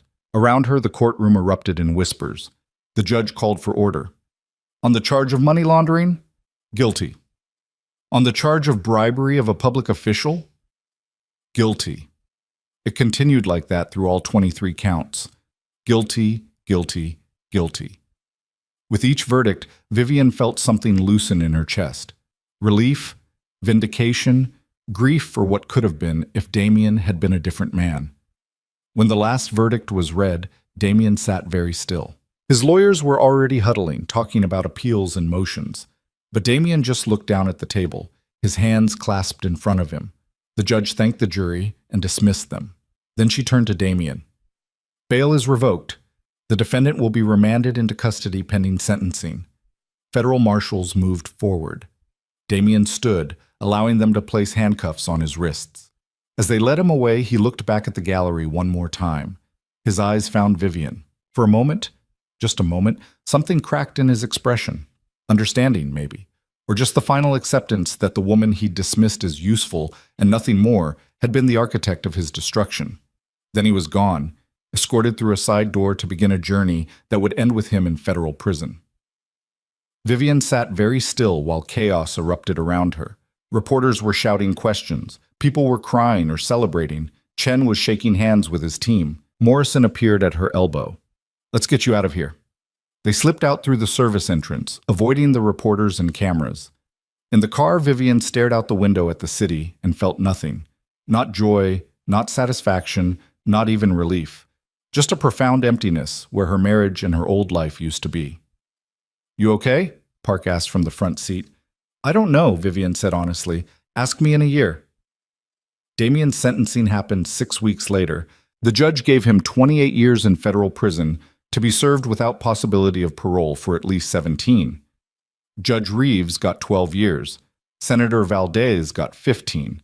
The other defendants received sentences ranging from probation to 20 years, depending on their level of involvement. Vivian didn't attend the sentencing. She'd said everything she needed to say in her victim impact statement, which Chen read on her behalf. It was short and factual, describing the emotional toll of being married to someone who saw her as a tool rather than a person. She didn't ask for leniency. She didn't ask for maximum punishment. She just told the truth and left the sentencing to the judge. The divorce was finalized 3 months after the trial ended. Damien signed the papers from prison, agreeing to a settlement that gave Vivian their personal assets, things that had been purchased with legitimate income, while everything tied to his criminal operations was seized by the government. Vivian walked away with less than she'd entered the marriage with, financially speaking. But she walked away free, with her $42 million portfolio intact and her immunity agreement honored. She didn't go back to the penthouse. She didn't want anything that carried memories of those 12 years. Instead, she sold what could be sold and donated the rest to the charity she'd built. Someone else would run it now, someone whose name wasn't synonymous with scandal and courtroom drama. For the first few months after the trial, Vivian lived quietly in a small apartment in a neighborhood where no one recognized her. She wore plain clothes and no makeup, cut her hair short, became invisible again, but in a different way. She attended therapy twice a week, working through 12 years of complicity and 3 months of testimony and a lifetime of making herself small to fit into spaces that were never meant for her. "What do you want?" her therapist asked during one session. "Not what you think you should want. What do you actually want?" Vivian thought about it for a long time. "I want to build something that's mine, something clean and legitimate and impossible to take away." "Then build it." So she did. She started small, using a portion of her portfolio to invest in a startup that matched her values, a technology company working on financial literacy tools for low-income communities. The company was small but growing, run by a woman named Jennifer, who reminded Vivian of herself at 23 teats. Brilliant, driven, hungry to prove herself. Vivian became a silent partner at first, providing capital and advice without seeking recognition. But Jennifer kept asking her opinion on strategic decisions, kept valuing her input, kept treating her like a partner instead of just a check. Slowly, Vivian became more involved. She joined the board, started attending meetings, began using the skills she'd developed over 12 years to build something legal and meaningful. The company grew. Within a year, they'd expanded to 3 cities. Within 2 years, they were operating nationally. The financial literacy tools they'd developed were being used in schools and community centers, helping people understand money and credit and investment in ways that actually made sense. Vivian found herself working 80-hour weeks again, but this time the exhaustion felt different. This time, she was building something she believed in with people who valued her for more than what she could do for them. "You look happy," Jennifer said one evening after a board meeting. They were in the company's modest office, reviewing quarterly projections. "Different than when you first invested. Lighter, somehow." "I feel lighter," Vivian admitted. "Can I ask you something personal?" "Sure." "Why did you invest in us? I know you had offers from bigger companies, more established businesses. Why take a chance on a startup run by someone you didn't know?" Vivian thought about how to answer that. "Because I spent 12 years building someone else's dream. I wanted to help someone build their own." Jennifer smiled. "Well, for what it's worth, I'm glad you did. I couldn't have done this without you." Those words meant more than Jennifer probably realized. Someone seeing Vivian's value, acknowledging her contribution, treating partnership as something mutual rather than transactional. It was everything Vivian had wanted from Damien and never gotten. 3 years after the trial, Vivian attended a charity gala, not one she'd organized. She was done organizing other people's events. This was a fundraiser for literacy programs, and she'd been invited as a major donor. She wore a dress she'd chosen herself, deep green instead of neutral tones, and she arrived alone because she didn't need someone on her arm to justify her presence. The event was smaller than the galas she used to organize, more intimate. People actually talked to each other instead of just networking. Vivian found herself enjoying it, engaging in conversations about books and education policy and the challenges of funding nonprofit work. "Mrs. Carrera?" Vivian turned to find a man she didn't recognize. He was maybe 45, tall with graying temples and smile lines around his eyes. He wore a suit that was expensive but not ostentatious, and he looked genuinely uncertain about whether he should have approached her. "I'm sorry," he said. "I don't mean to intrude. I just wanted to say hello. I'm Adrian Vale. I run a foundation that does similar work to what your company does." "Vivian," she said, shaking his hand. "And it's just Vivian now. I dropped the Carrera." "Vivian, then." Adrian's smile was warm. "I've been following your company's work. The financial literacy platform you've developed is impressive. We've been looking at potentially partnering with you to expand into rural communities." They talked for 20 minutes about programming and outreach strategies and the challenges of making financial education accessible. Adrian was knowledgeable and passionate, the kind of person who clearly cared more about impact than credit. When their conversation was interrupted by other guests, Adrian pulled out a business card. "If you're interested in discussing a partnership, give me a call. I think we could do some real good together." Vivian took the card and studied it. Adrian Vale, Executive Director, Vale Foundation for Economic Empowerment, a legitimate organization doing legitimate work. "I'll call you," she said. And she did, 3 days later. They met for coffee to discuss the potential partnership, which turned into lunch to continue the conversation, which turned into dinner a week later that had less to do with business and more to do with the fact that they enjoyed each other's company. Adrian was divorced, had been for 5 years. He had 2 teenage daughters who lived with their mother and whom he saw every other weekend. He was honest about his failures, the workaholic tendencies that had destroyed his marriage, the way he'd prioritized success over relationships. "I'm trying to do better," he said over coffee one morning. They'd been seeing each other for 2 months now, carefully navigating what was and wasn't a relationship. Not just say I'll do better, actually change. "How's that going?" Vivian asked. "Some days better than others, but I'm learning that success doesn't mean much if you're alone at the end of the day." Vivian understood that. She'd spent 3 years rebuilding herself, creating a life that was meaningful and successful by any measure. But there were still nights when the apartment felt too quiet, when she wondered if this was all there was. "Can I ask you something?" Adrian said. "And you can tell me it's none of my business." "Ask." "The trial, your ex-husband. Does that ever feel like it's really over?" Vivian thought about it. "Yes and no. The legal part is over. He's in prison, I'm free, the debts are settled. But the emotional part? That's still ongoing. I'm still figuring out who I am without him, without that role I played for so long." "And who are you?" "I'm still working on that answer." Adrian reached across the table and took her hand. It was a simple gesture, but it felt significant. "I hope I get to be around when you figure it out." 6 months later, Vivian's company was acquired by a larger corporation for an amount that made headlines in the business press.